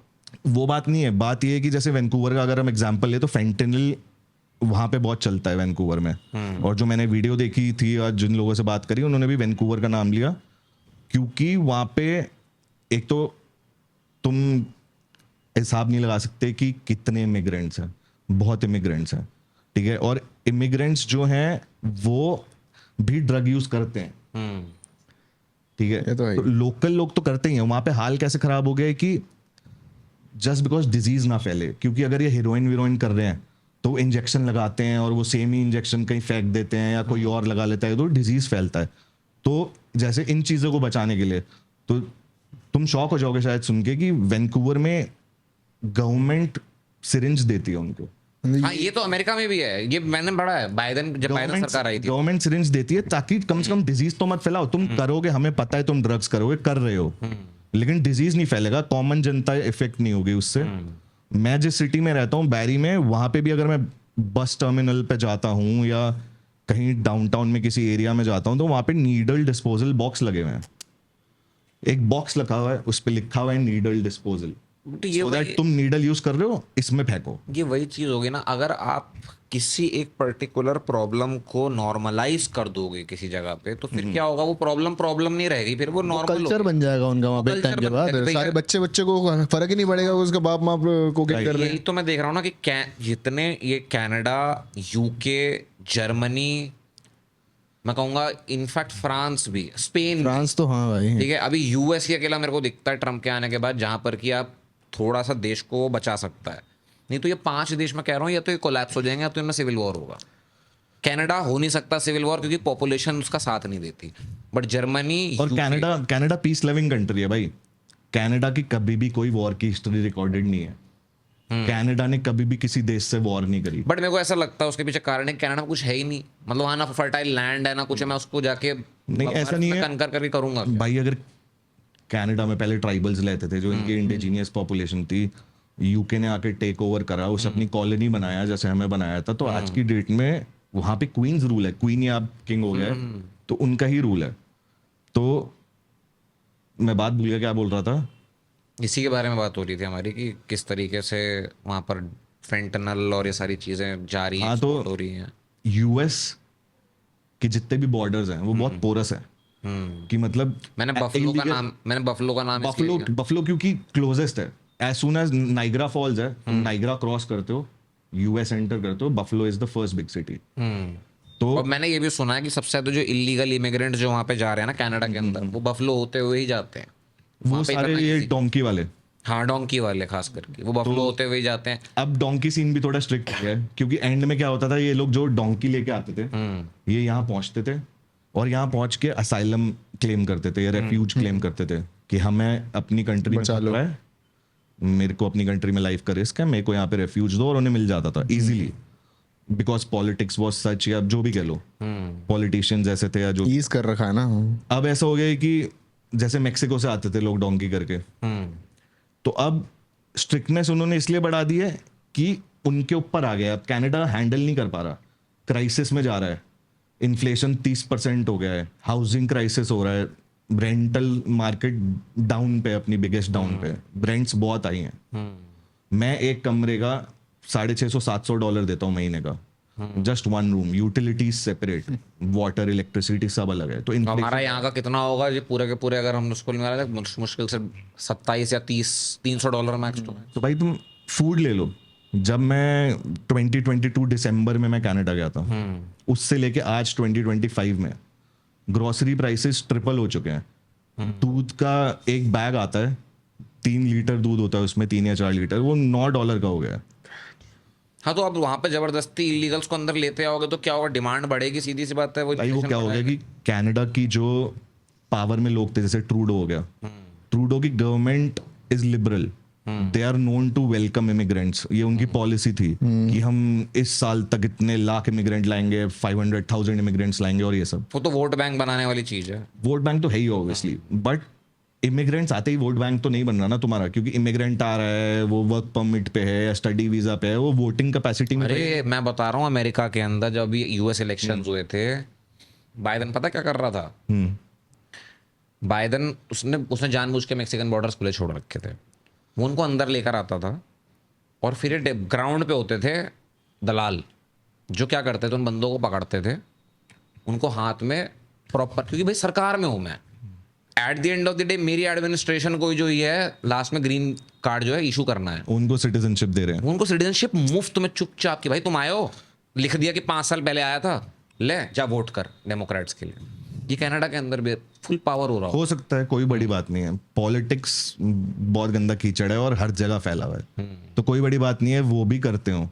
जैसे पहले पाकिस्तान से बहुत लोग आते थे रेफ्यूज लेके, असाइलम लेके, अब कम कर रहे हैं, क्योंकि लोगों को पता है कि अगर आएंगे दूसरी कंट्री से इमिग्रेंट तो उनको संभालना भी पड़ेगा, उनको एम्प्लॉयमेंट देनी पड़ेगी, जॉब नहीं दोगे तो फिर चोरी चकारी, क्राइम रेट बढ़ेगा तुम्हारी सिटी का। अगर ड्रग्स मारेंगे लोग बैठ के, ड्रग्स करेंगे या फिर ड्रग्स करने के लिए पैसे लेने के लिए चोरी करेंगे तो क्राइम रेट बढ़ेगा। समझ गया मैं। नहीं ये तो है ही प्रॉब्लम। तो ये तो कैनेडियन सरकार भी मानती है कि ये उनका डाउनफॉल है कि वो हैंडल नहीं कर पाए इतने इमिग्रेंट्स।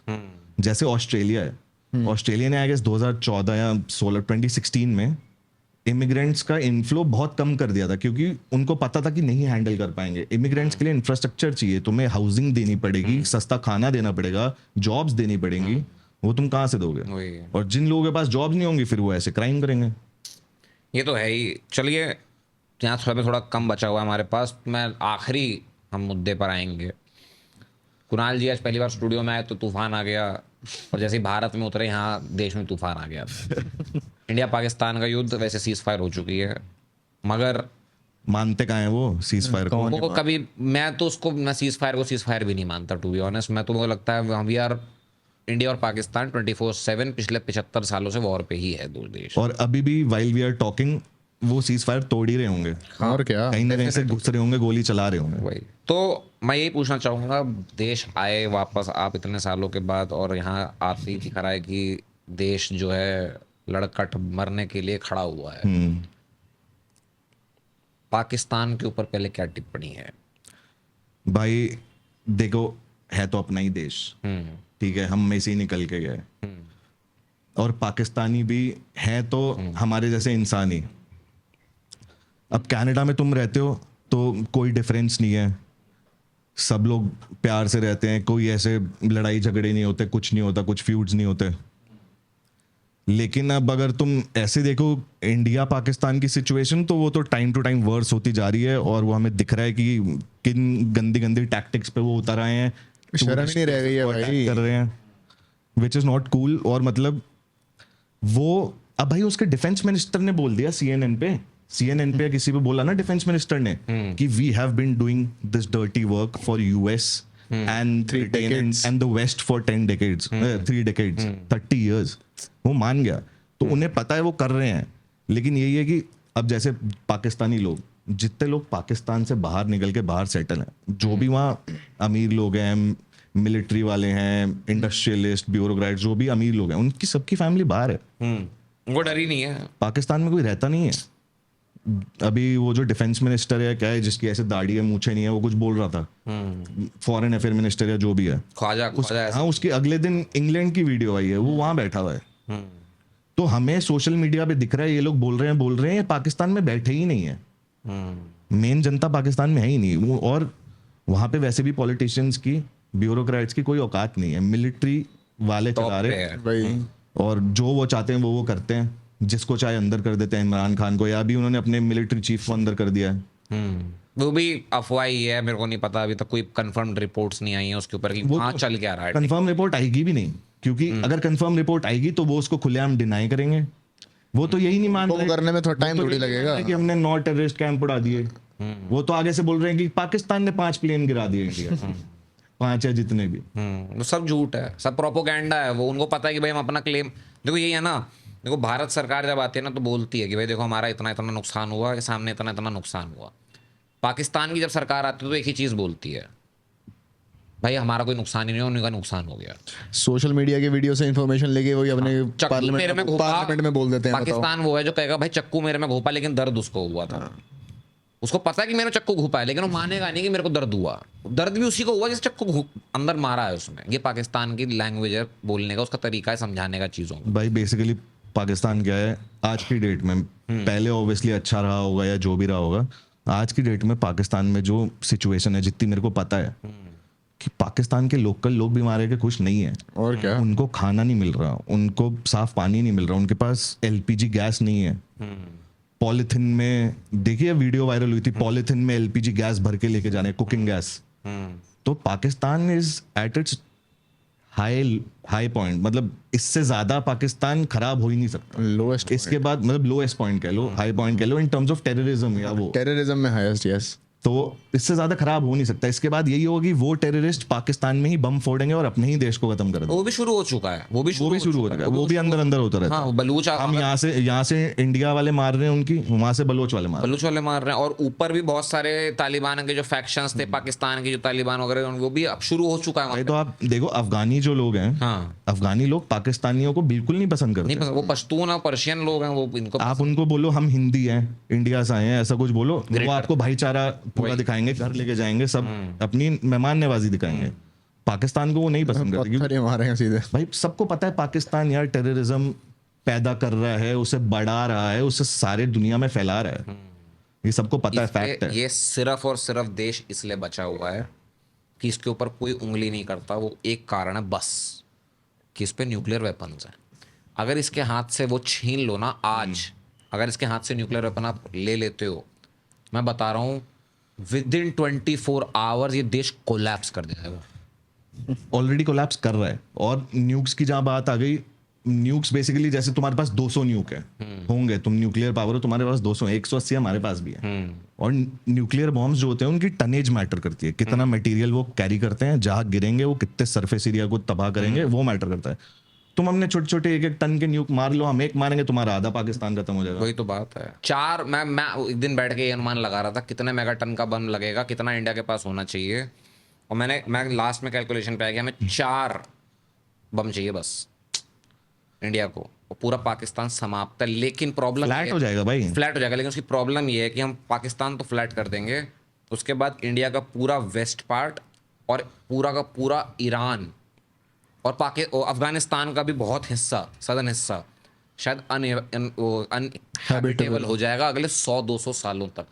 प्रॉब्लम यही है कि हम मार तो देंगे पाकिस्तान में, लेकिन उसका कॉन्सिक्वेंस झेलेंगे राजस्थान वाले, पंजाब वाले, सबको झेलना पड़ेगा ऑब्वियसली। हमारे पे भी तो आएगा, रेडिएशन तो फैलेगी और फैलेगा। तो ये और कितना दूर है लाहौर से दिल्ली।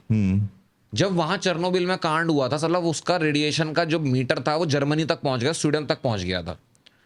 कितना दूर है, दिल्ली तक भी आएगा भाई, वो सिर्फ उतना ही आप नहीं जाएगा। हिरोशिमा नागासाकी देख लो, हिरोशिमा नागासाकी में हुआ था, कितने सालों तक, मैं 100 साल तक, पता नहीं कितने साल तक लोग डिफॉर्मिटीज के साथ पैदा हो रहे थे। और वो कितना ही छोटा बॉम्ब था, ये सोचो 1 किलो टन कुछ का एटम बॉम्ब था। 5, हाँ वो भी एटम बॉम्ब था, न्यूक्लियर बॉम्ब भी नहीं था, वो थर्मल न्यूक्लियर बॉम्ब जो आज की डेट 2 बम गिराए थे। एक वो जार बॉम्बा है रशिया का, पता नहीं कितना 50 मेगाटन, पता नहीं कितना बॉम्ब है, उसको कहते हैं कि गिराने के बाद पायलट भी नहीं भाग पाता अपने आप को बचाने के लिए, उतना फटता है वो। तो यही बात है कि पाकिस्तान इसलिए बचा हुआ है क्योंकि उसके पास न्यूक्लियर वेपन है।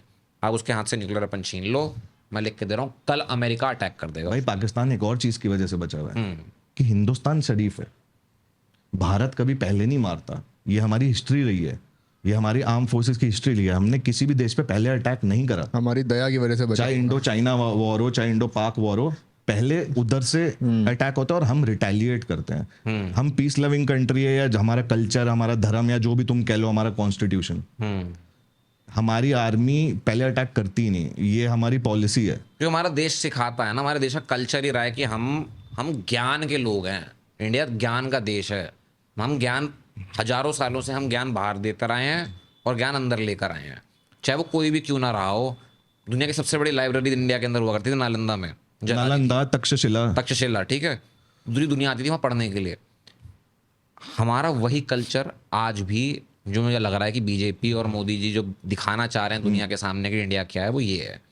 बट समय बदल चुका है, टाइम्स बदल चुके हैं। उस जमाने में न्यूक्लियर बम नहीं था, आज है। उस जमाने में वो पावर नहीं थी किसी पे कि वो एक बम मारेंगे पूरा देश खत्म हो सकता है, आज है। समय बदल गया तो अप्रोच बदलनी चाहिए। राजनाथ ने करा है कि हाँ ठीक है, आर्मी को फ्री हैंड है, बट वो फ्री हैंड अभी भी वही है कि भाई हम पहले नहीं छोड़ेंगे। ठीक है, मैं कह रहा हूँ कि तुम पहले मत छोड़ो, बट अगर पाकिस्तान का तुम्हें पता है कि उन्होंने उनके थ्रू ही सारे टेररिस्ट अटैक इंडिया के अंदर हो रहे हैं, भाई ये जो रफेल हमने खरीद रखे हैं 26 के, म्यूजियम में दिखाने के लिए रखे हैं हमने, इसका इस्तेमाल करो ना, उड़ाओ ना मिलिट्री। बात क्या है, बात आ जाती है कि कौन गवर्न कर रहा है, ठीक है। अब पहले क्या था, तुम कारगिल वॉर ले लो, हमारे फौजियों के पास गोलियां खत्म हो गई, राशन खत्म हो गया, पीछे से सप्लाई आनी बंद हो गई, क्योंकि हर चीज के लिए तुम्हें दिल्ली फोन करना पड़ता था। मेरे को मोदी की बात ही अच्छी लगती है, कैसा भी आदमी हो मोदी, जो भी पॉलिटिक्स करता हो, जो भी है, लेकिन उसकी एक बात सच है कि आर्मी को फ्री हैंड दे रहा है। इसका मतलब ये है कि आर्मी के जो हमारे चीफ हैं वो है, उनको पहले दिल्ली फोन करके डिसीजन नहीं लेना, भरोसा करता है उनपे, उनके डिसीजन पे भरोसा करता फ्री है। हैंड दिया है कि तुम अपने आप डिसीजन लो जो हमारे बेस्ट इंटरेस्ट में है। पहले कांग्रेस राज था या जो भी था, तो तुम्हें करने पड़ते थे दिल्ली फोन, नहीं तुम अटैक कर सकते थे। हम लोग, मेरे को याद नहीं ईयर जब पाकिस्तान के साथ वॉर हुई थी, हमारी जाट रेजिमेंट लाहौर पहुंच गई थी, पाकिस्तान के इतने अंदर घुस गए थे, हम लाहौर में तिरंगे लेके घूम रहे थे। तो बस वहां से रिकॉल कर लिया, वापस बुला ली गई फौज। तो जो पावर में उसकी बात है, अभी जो पावर में है वो फ्री हैंड दे रहा है फौज को। जो हमारे चीफ्स हैं, जो हमारे कर्नल्स हैं, ब्रिगेडियर्स हैं, जो बटालियंस को हैंडल करते हैं, छोटे छोटे ट्रूप्स को हैंडल करते हैं। कश्मीर वैली में जो काउंटर टेररिस्ट ऑपरेशन होते हैं, वो कोई बड़े बड़े ट्रूप्स नहीं जाते, 6 के ग्रुप्स में जाते हैं। पैरा कमांडोज, राष्ट्रीय राइफल जी है, हमारे स्पेशल फोर्सेस। तो अब उनके जो हेड्स हैं, उन्हें अपने सीनियर से या पॉलिटिशियन से या किसी को फोन करके नहीं पूछना, वो डिसीजन ले सकते हैं बेस्ट इंटरेस्ट में जो है। हाँ, बस ये फर्क आ गया। ये सब चीजें तो हैं, चेंजेस हुए हैं, लेकिन मैं भी यही कहूंगा कि शायद थोड़े चेंजेस और होने चाहिए। ऑब्वियसली होने चाहिए भाई, और पाकिस्तान सुधरेगा नहीं। नहीं, वो नहीं, उम्मीद भी नहीं है भाई किसी यूके बेस्ड कोई जर्नलिस्ट थी या पता नहीं क्या, उसकी वीडियो देख रहा था, उसने बोला कि Pakistan has come back more obsessed with India after every war. जो जितनी लड़ाई करता है पाकिस्तान हमारे यहाँ, उतना ज्यादा ऑब्सेस्ड हो जाता है इंडिया से, और बस India India India India India. बदला लेना है ना, दिमाग में बदले की भावना, तो वो अपनी ग्रोथ ही क्या करे। बदले की भावना नहीं है, ये पता है वही चीज़ है जो भी हम लोग पहले बात कर रहे थे कि कनाडा और इंडिया के अंदर अंतर क्यों है, क्योंकि वहाँ एक अलग माहौल है, वहाँ पे अलग लोग हैं, उनकी अलग अलग सोच है, अलग डायरेक्शन है, वो एक अलग ज़िंदगी जी रहे हैं। इंडिया के अंदर कुछ अलग रिस्पॉन्सिबिलिटीज़ हैं, कुछ अलग तरीका है ज़िंदगी जीने का, यहाँ लोग उस तरीके से ढले हुए हैं। पाकिस्तान में बचपन से ही उनको पैदा होकर पहली चीज़ सिखाई जाती है कि भाई ABCD नहीं, INDIA डाई, बस। वो पैदा हुए ही इसलिए है कि इंडिया को हराना है, उनका मकसद ही जिंदगी का एक है। मकसद की बात होती है ना, मकसद बहुत भारी शब्द है। पाकिस्तान के लोगों का एक मकसद है, इंडिया को खत्म होते देखना, बस। उनका और कोई मकसद ही नहीं। हमारे यहाँ मकसद ये होता है भाई, हम पैदा होते हैं, घर वाला कहता है लॉयर बनेगा, ठीक है, ये करेगा वो करेगा, डॉक्टर बनेगा, ये करेगा वो करेगा। वहाँ बच्चा पैदा हो जिहाद करेगा, भारत में जाके भारत में झंडा फहराएगा। यहाँ हमारे देश का आदमी शुभांशु शुक्ला 29 मई को जा रहा है स्पेस में। ये पाकिस्तान अभी भी जो है कश्मीर में घुसने की कोशिश कर रहा है 75 साल के बाद भी, उसके पास और कोई काम नहीं है भाई। मैं वही कह रहा हूँ कि टेररिज्म कैसे फैलाते हो, टेररिज्म तुम जनरेशन वाइज फैलाते हो, वही। पूरी जनरेशन इन्वॉल्व होती है। एक छोटा सा बच्चा, एक बच्चा क्लीन स्लेट होता है, उसे कुछ नहीं पता दुनिया का, उसे जो तुम फीड करोगे, जो ब्रेन वॉश करोगे, वो वही देखेगा, वही समझेगा। और उसे रख देते कुकून में, एक कुकून में रख दिया, यही तुम्हारी दुनिया, यही पाकिस्तान, यही अल्लाह, यही सब। यही चीज मैं खालिस्तान के साथ भी रख देते हैं। नहीं, ये चीज मैं खालिस्तान के साथ भी कहना चाहूंगा कि जो किसने कहा ना कि वहां पर जो खालिस्तान, जो अब जो यंगर जनरेशन जो खालिस्तान में बिलीव कर रही है, वो कौन है? जो वहां पर पैदा हुए हैं ना, इंडिया आए भी नहीं है, इंडिया देखा ही नहीं है, फिर भी इंडिया के लिए इतना इंडिया से जमीन चाह। क्योंकि उनके आसपास के लोग वो बातें कर रहे हैं, राइट। ठीक है, और वो अब ढल चुके हैं। और सेम पाकिस्तान का हिसाब किताब है कि उसके लोग पैदा ही इस मकसद से हुए कि भाई हमें भारत को हराना है, तो और वो कुछ करेगा ही नहीं देश। अब भाई जब मोदी ने ऑर्डर दिया कि 48 आवर्स में सारे पाकिस्तानी बॉर्डर क्रॉस करके वापस जाओ, तब हमें पता चला कितने पाकिस्तानी रह रहे हैं इंडिया में। वही, उससे पहले किसी को पता भी नहीं था, किसी को पता ही नहीं था कि भाई बीएसएफ का जवान शादी करके बैठा हुआ है भाई वो तो पाकिस्तानी छोड़, औरत से। एक पाकिस्तानी औरत यहाँ पे कहीं पे रह रही है, उसने यहाँ पे 10 बच्चे कर लिए हैं। हाँ, पढ़ा था ठीक इसका है? भी मैंने। अब वो जो पाकिस्तानी औरत है जो यहाँ रह रही है, उसका माइंडसेट एक है, उसके जो 10 बच्चे हुए हैं उनको वो वही माइंडसेट तो देगी, माई तो ट्रांसफर करती है। वो इंडिया में तो बैठे बैठे हमारे इंडिया की अपने रोटी देश खाते खाते बोलेगी पाकिस्तान जिंदाबाद, क्या? तो ये तो है ही इंडिया से लोग जाके पाकिस्तान जा रहे हैं और वाया होके अफगानिस्तान जा रहे हैं, ट्रेनिंग ले रहे हैं, फिर वापस आ रहे हैं पाकिस्तान और फिर इन्वॉल्व हो रहे हैं इन सब चीजों में। तो अपने अंदर भी हैं मोल्स, वो तो है ही, वो हर देश के अंदर होता अब है। आप हर देख लो जो पहलगांव में हुआ है, जो पहलगांव में अटैक हुआ है, वो एक ऐसी जगह पे हुआ है जहाँ पे आप बाय कार नहीं जा सकते, घोड़े से, पैदल या ट्रैक करके ऐसी जगह जाओगे। एक छोटा सा एरिया है वहां पे, एग्जैक्ट नंबर हमें शायद पता नहीं टेररिस्ट कितने आए थे, 6 से 10 कह रहे हैं। तो अगर 6 से 10 टेररिस्ट आए हैं, वो अटैक करने से पहले एक साथ तो नहीं रह रहे होंगे, वही अलग अलग घरों में रह रहे होंगे, 2 इधर 2 इधर 2 इधर। तो कोई लोकल नहीं है जो उन्हें पनाह दे रहे हैं। और क्या? अगर लोकल इन्वॉल्व नहीं होंगे, या मैं कह रहा हूँ धर्म के लिए, जिसके लिए भी, या पैसे के लिए, पैसा सब खरीद लेता है, पैसा देते हैं, लोकल करप्ट होते हैं, वो इन्वॉल्व हो जाते हैं, लोग अंदर घुस जाते हैं। तो है ही। हमें पहले अपना देश स्ट्रांग करना है, बॉर्डर तो हमारे सेफ हैं, अंदर के लोग पहले होने चाहिए। आर्मी पे इतना भरोसा है, आर्मी नेवी एयरफोर्स हमारी आज की डेट में वर्ल्ड की बेस्ट है। तुम नंबर ऑफ पर्सनल ले लो, हमारे पास 15 लाख फुट सोल्जर हैं, पाकिस्तान के पास 5-5.5 लाख हैं, वी आर 3 टाइम्स। तो वो कोई कंपैरिजन ही नहीं है। बट जो अंदर हैं लोग, उनका क्या करोगे? बॉर्डर तो बचा लेगी आर्मी। जो अभी भी बैठ के कह रहे थे वॉर, जब ये पूरा कांड घटा कि वॉर बुरी चीज है, वॉर बुरी चीज है, वॉर बुरी चीज है। अरे वॉर बुरी चीज नहीं है। लोग ना वॉर के बारे में, लड़ाई के बारे में एक चीज समझते नहीं है। जो लोग सबसे ज्यादा पीसफुल होते हैं ना, जहाँ पे सबसे कम वॉर होते हैं, तो पता कौन सा देश होता है, या कौन से ऐसे लोग होते हैं जिससे कोई लड़ना भिड़ना नहीं चाहता, जो वॉर का जो प्रोस्पेक्ट होता है ना, उसे इम्पॉसिबल बना दे। ठीक है, कौन है उनमें से? करंटली मेरे को ऐसा एक ही देश मुझे दिखता है, यूएस। इंडिया वो देश है कि हम कहेंगे हम अटैक नहीं करेंगे किसी पे जब तक कि घटना नहीं घटेगी। यूएस उस देश में वो कहता है कि ये घटना एंटिसिपेट कर रहा हूं मैं, घटेगी तो मैं ऐसा कुछ करूंगा कि ये कभी घटे ही ना। ठीक है, जब 26/11 हुआ, उसके बाद ठिकाने लगाने के लिए उसने क्या किया? गुंटानो में बे खोल दिया पूरा का पूरा, और चुपचाप रातों रात बंदे उठा के ले जाके डालते थे। सबको पता था कि ये हो रहा है, लेकिन उसके बाद यूएस के अंदर कितनी एक्टिविटी हुई है, क्योंकि वहां पे बंदा जानता है कि अगर मैंने कुछ भी करने की कोशिश करी, ये मेरे को गायब कर देंगे धरती से, मेरी लाश भी बरामद नहीं होगी। भाई देखा यूएस का क्या है, इंडिया में जैसे तूने बोला कल्चर, कि हमारा कल्चर ये नहीं है कि हम वॉर सपोर्ट करें, वॉर स्टार्ट करें या ये सब, हम रिटेलिएट करते हैं। But US is the biggest manufacturer of arms and ammunition world में। पूरी दुनिया में उनका आर्म्स एंड एम्युनिशन पैसा ही अपनी वॉर से कमाया है, वॉर से ही पैसा कमाया उन्होंने। वॉर उनका बिजनेस है। वो इतने सालों से अफगानिस्तान में क्या कर रहे थे? बिजनेस और कुछ नहीं। वो अभी अफगानिस्तान से जब वापस आए हैं, छोड़ के पूरा बैकआउट करके, तालिबान ने टेक ओवर करा है, तालिबान ने उनके सारे आर्म्स एंड एम्यूनेशंस, हमर ट्रक्स, ये वो तो दुनिया जहान बाइडेन की चीजें रख ली। वो बाइडेन का बहुत वो छोड़ के कम चले गए। कर रहा है। अगर तुम इवैक्यूएट कर रहे हो अपने पर्सनल को तो अपना सामान तो उठाओगे, वो छोड़ के चले गए तालिबान के लिए। देखो ये वही चीज है जो भी बात हो रही थी ना कि लोग सेम इंडिया के अंदर है, सेम यूएस में है। जब मैं रिपब्लिकन्स को देखता हूँ तो मैं देखता हूँ पेट्रियट्स, नेशनलिस्ट, कैपिटलिस्ट। जब मैं देखता हूँ डेमोक्रेट्स को वहाँ के, तो मेरे को क्या दिखता है? कम्युनिस्ट, मार्क्सिस्ट, लेफ्टिस्ट, ठीक है, डिक्टेटर्स, बददिमाग, बेवकूफ़, मंदबुद्धि, ये सारे डेमोक्रेट्स हैं। बाइडेन उनमें से एक था। जो इंसान बोल नहीं सकता, चल नहीं सकता, उसको उठा के तुमने पपेट बना दिया है प्राइम प्रेसिडेंट, और वो दुनिया चला रहा है। तो जो खुद नहीं चल पा रहा, उसको कैसे पता कि मैं अफगानिस्तान के अंदर से ट्रुप्स को कैसे बाहर निकालूंगा? मरवाया उसने। तो वही चीज़ है कि इंडिया के अंदर भी जो मोल्स अंदर हैं वो यूएस में भी हैं, बट भाई सेम अच्छी बात है जैसे अभी इंडिया और यूएस की सिचुएशन है, तुम्हें इतने बड़े देश, इतनी बड़ी पॉपुलेशन और इतने वाइड माइंडसेट के साथ जब लोग होते हैं, चलाने के लिए कोई पागल चाहिए। और ट्रम्प वो पागल है।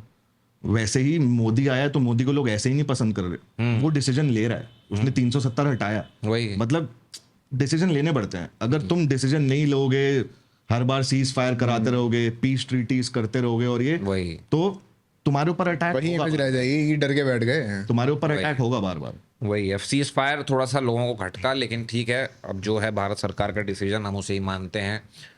खत्म करते हैं इस शो को यहीं पे। बहुत बहुत धन्यवाद कुणाल जी आने का यहाँ पर। माय प्लेजर ब्रो, बहुत मजा आया तुम लोगों के साथ बैठ के। अगली बार जो है सीधा हम वैंकूवर लेकर आएंगे सेट, ठीक है? वैंकूवर के नायगरा फॉल बैकग्राउंड में लगा के वहाँ पे होगा अगला। नायग्रा फॉल ओंटारियो में। हम नायगरा फॉल भी वैंकूवर में शिफ्ट करा देंगे जब जाएंगे तो। भारत वहाँ पे जस्टिन ट्रूडो चलेगा, नया जो आया हुआ है उसके पास है। मार्क कार्नी जो है वो सेम उस पार्टी का ही है, लिबरल्स, जिस पार्टी का ट्रम्प। अरे अभी इलेक्शंस होंगे, मेन फेडरल इलेक्शन, और ये मैं कनाडा को बस यही कहना चाहूंगा भाई, देखो वहाँ पर वोट बैंक ऐसा बन चुका है कि वहाँ पर वही पावर में आने वाले हैं और कोई आने वाला नहीं है। मैं टेक्निकली बोलूँ कनाडा सुंदर देश है, बट अगर मैं फ्यूचर की बात करूँ, मुझे कनाडा, यूके, जर्मनी, फ्रांस और स्पेन, ये 5 देश सबसे पहले कोलैप्स होते हुए दिखते हैं अपनी आंख के सामने। मैं कहूँगा मैक्सिको भी सर्वाइव करेगा, बट ये 5 देश कोलैप्स करेंगे। फाइनेंशियली सबसे पहले फाइनेंशियली कोलैप्स करेंगे, क्योंकि जो हालत लिबरल पार्टी ने वहाँ बना रखी, 30% इन्फ्लेशन। यहाँ पता है कूप हो जाए भाई 30% इन्फ्लेशन पे, मोदी को लोग सड़क पे लाके मारना शुरू कर दे अगर 30% इन्फ्लेशन चला जाए कभी। भाई कनाडा भी चला, हमारे ही लोग जाके रहे हैं क्या चीज? वहां पे जाके जो इमिग्रेंट्स काम कर रहे हैं, इसीलिए चल रहा है कनाडा। हाँ ये तो है ही। वो भी ना जाए तो खत्म ही है वो देश, ठीक है? अब तुम सोचो, आगे लोग ही खुद काम नहीं करेंगे। हाँ कितने लोग ऐसे हैं जो मैं जानता हूँ जो बाहर गए कि भाई बाहर बड़ी अच्छी वो स्टैंडर्ड ऑफ लिविंग है, पैसा कमाया, उसके बाद इंडिया में आके कहा कि ये है भाई स्टैंडर्ड ऑफ लिविंग। तो भाई क्योंकि वहां तो मर रहा था मैं। अगर तुम फॉर एग्जांपल $4,000 महीने का कमा रहे हो, तुम्हारा $1,000 रेंट जा रहा है, गाड़ी अगर लिए तो $500-600 गाड़ी की किस्त, $500-600 इंश्योरेंस, बचता नहीं है, मुश्किल से बचता है। वही सेविंग करनी पड़ती है। जैसे वहां पे इन्फ्लेशन बढ़ती जा रही है तो सेविंग्स कम होती जा रही है, वो हर जगह है। यहाँ पे भी इन्फ्लेशन बढ़ रही है, तुम्हारी सेविंग्स कम होती जा रही है। यहाँ इन्फ्लेशन मैं बताऊँ बहुत कंट्रोल में है। यहाँ इन्फ्लेशन शायद मैं मतलब ये तक बोलूँगा, कोविड के टाइम पे जब पूरी दुनिया इन्फ्लेशन झेल रही थी और कोविड के बाद जब ओपन हुआ तो बहुत सारे देश रिसेशन में गए थे, India one of the safest economies था उस समय। हम लोगों ने इतना सुंदर उस चीज़ को मैनेज किया, क्योंकि हमारे यहाँ पॉपुलेशन जो हमारी एक प्रॉब्लम है ना, यही पॉपुलेशन हमारी ताकत भी है। जब वो इन्फ्लेशन और उसमें वो बैलेंस आउट करने की बारी आती है तो। और भाई लोग ये रियलाइज नहीं करते, बट इंडिया सुपर पावर बन सकती है आने वाले कुछ सालों में। और मेन चीज जो हमें बचाती है, या हम क्यों कभी टूटेंगे नहीं, या हमारा कभी डाउनफॉल नहीं होगा जैसे बड़े बड़े नेशंस का डाउनफॉल हो जाता है, क्योंकि हमारा बेसिस है एग्रीकल्चर। हमारी 70% से ज्यादा पॉपुलेशन एग्रीकल्चर में इन्वॉल्व है। दुनिया के सबसे फर्टाइल लैंड्स में से हम कभी भूखे नहीं मरेंगे। वही हमारे पास इतना एग्रीकल्चर है, हम लोगों को एक्सपोर्ट कर करके दे रहे हैं। 70% या मोर देन दैट डायरेक्टली या इनडायरेक्टली एग्रीकल्चर में इन्वॉल्व है लोग। तो जब तक इंडिया अपने एग्रीकल्चर को स्ट्रांग बनाएगा और स्कीम्स लाएगा कि एग्रीकल्चर प्रमोट करेगा, कि हम जैसे लोग, नई जनरेशन, यंग लोग, फार्मर्स के बच्चे एग्रीकल्चर छोड़ के दूसरी जॉब्स में जाते हैं, ऐसा ना हो और एग्रीकल्चर हमारा और फैले, तो वो हमारा मतलब इंडिया बूम करेगा। Agriculture is the thing, organic खेती और ये सब इंडिया में जितना हो रहा है कहीं नहीं हो रहा, और हम एक्सपोर्ट कर रहे हैं। बिल्कुल। तो कनाडा के पास ये नहीं है, इसलिए कोविड और इसमें उनका डाउनफॉल होता है, उन्हें सब इंपोर्ट करना पड़ता है, सारा खाना पीना। हम सेल्फ सस्टेन्ड है, made in India, make in India. Make in India, बहुत बहुत बढ़िया बात यहाँ पर लास्ट में बोली है जाते जाते कि भारत का कोई कुछ नहीं उखाड़ सकता। पाकिस्तान तो क्या है, इसको हमारी, कल मैंने ग्रैंड स्टैंड पे बोला था कि चुल्लू भर पानी में, चुल्लू भर मूत में डूब के पाकिस्तानियों को मर जाना चाहिए। साफ सीधा सा बोलूँगा यहाँ मैं शब्द। हमारे लिए अंदर कोई प्यार नहीं है भाई तुम लोगों के लिए, तुम मरो जियो, हमें उससे कोई लेना देना नहीं है। हम भारतीय हैं, भारत सभ्यता हजारों सालों से जिंदा है और आगे भी हजारों सालों तक जिंदा रहेगी। और अगर तुम्हें सुखी रहना है और अच्छे से जीना है तो इंडिया के अंडर आ जाओ, हम तुम्हें तुम्हारे एरिया में भी सुखी रखेंगे। टेंशन लो, 4 स्टेट हमारे और जुड़ जाएंगे भाई, 28 से 32 हो जाएंगे। इंडिया में हर कंट्री से आए हुए लोग, हर रेस के लोग खुश हैं। आजकल तो रशियन बहुत खुश है भाई मैं क्या बताऊं मतलब मजाक से हट के भाई, बुद्धिस्ट, नेपाली जो भी अपनी कंट्री में नहीं रह पाते और यहाँ problem पे face करते हैं, उन्हें इंडिया रिफ्यूज देता दलाई लामा ले लो, सबसे बड़ा एग्जाम। है। इंडिया सबको रिफ्यूज देता है। तो ग्रेट इंडिया, जय हिंद, जय ये भारत। बाहर से रहकर आए हैं, बोल रहे हैं, देख लो, इनकी बात सुन लो, हमारी तो सुनोगे नहीं। भाई कितने भी कहीं भी चले जाओ, दिल तो हिंदुस्तानी है। हाँ, वो राकेश शर्मा बोले थे ना पिछली बार जब सोनिया गांधी की आसमान से कैसा दिख रहा है सारे भारत, जहां से अच्छा सारे- हिंदुस्तान है। हाँ, अभी इस अगले 2 हफ्ते के अंदर फिर से शायद वो घटना घटने वाली। भाई ये हमारी जन्मभूमि है, वो कर्म भूमि है, तो जन्मभूमि से तो बड़ा कुछ है ही नहीं। बस तो इसी कर्म भूमि से हमारी आप सभी को शत प्रणाम। मिलते हैं आप लोगों से अगले एपिसोड में, तब तक ध्यान रखिए, खैर बनाइए। Take care everyone, see you, bye bye bye bye.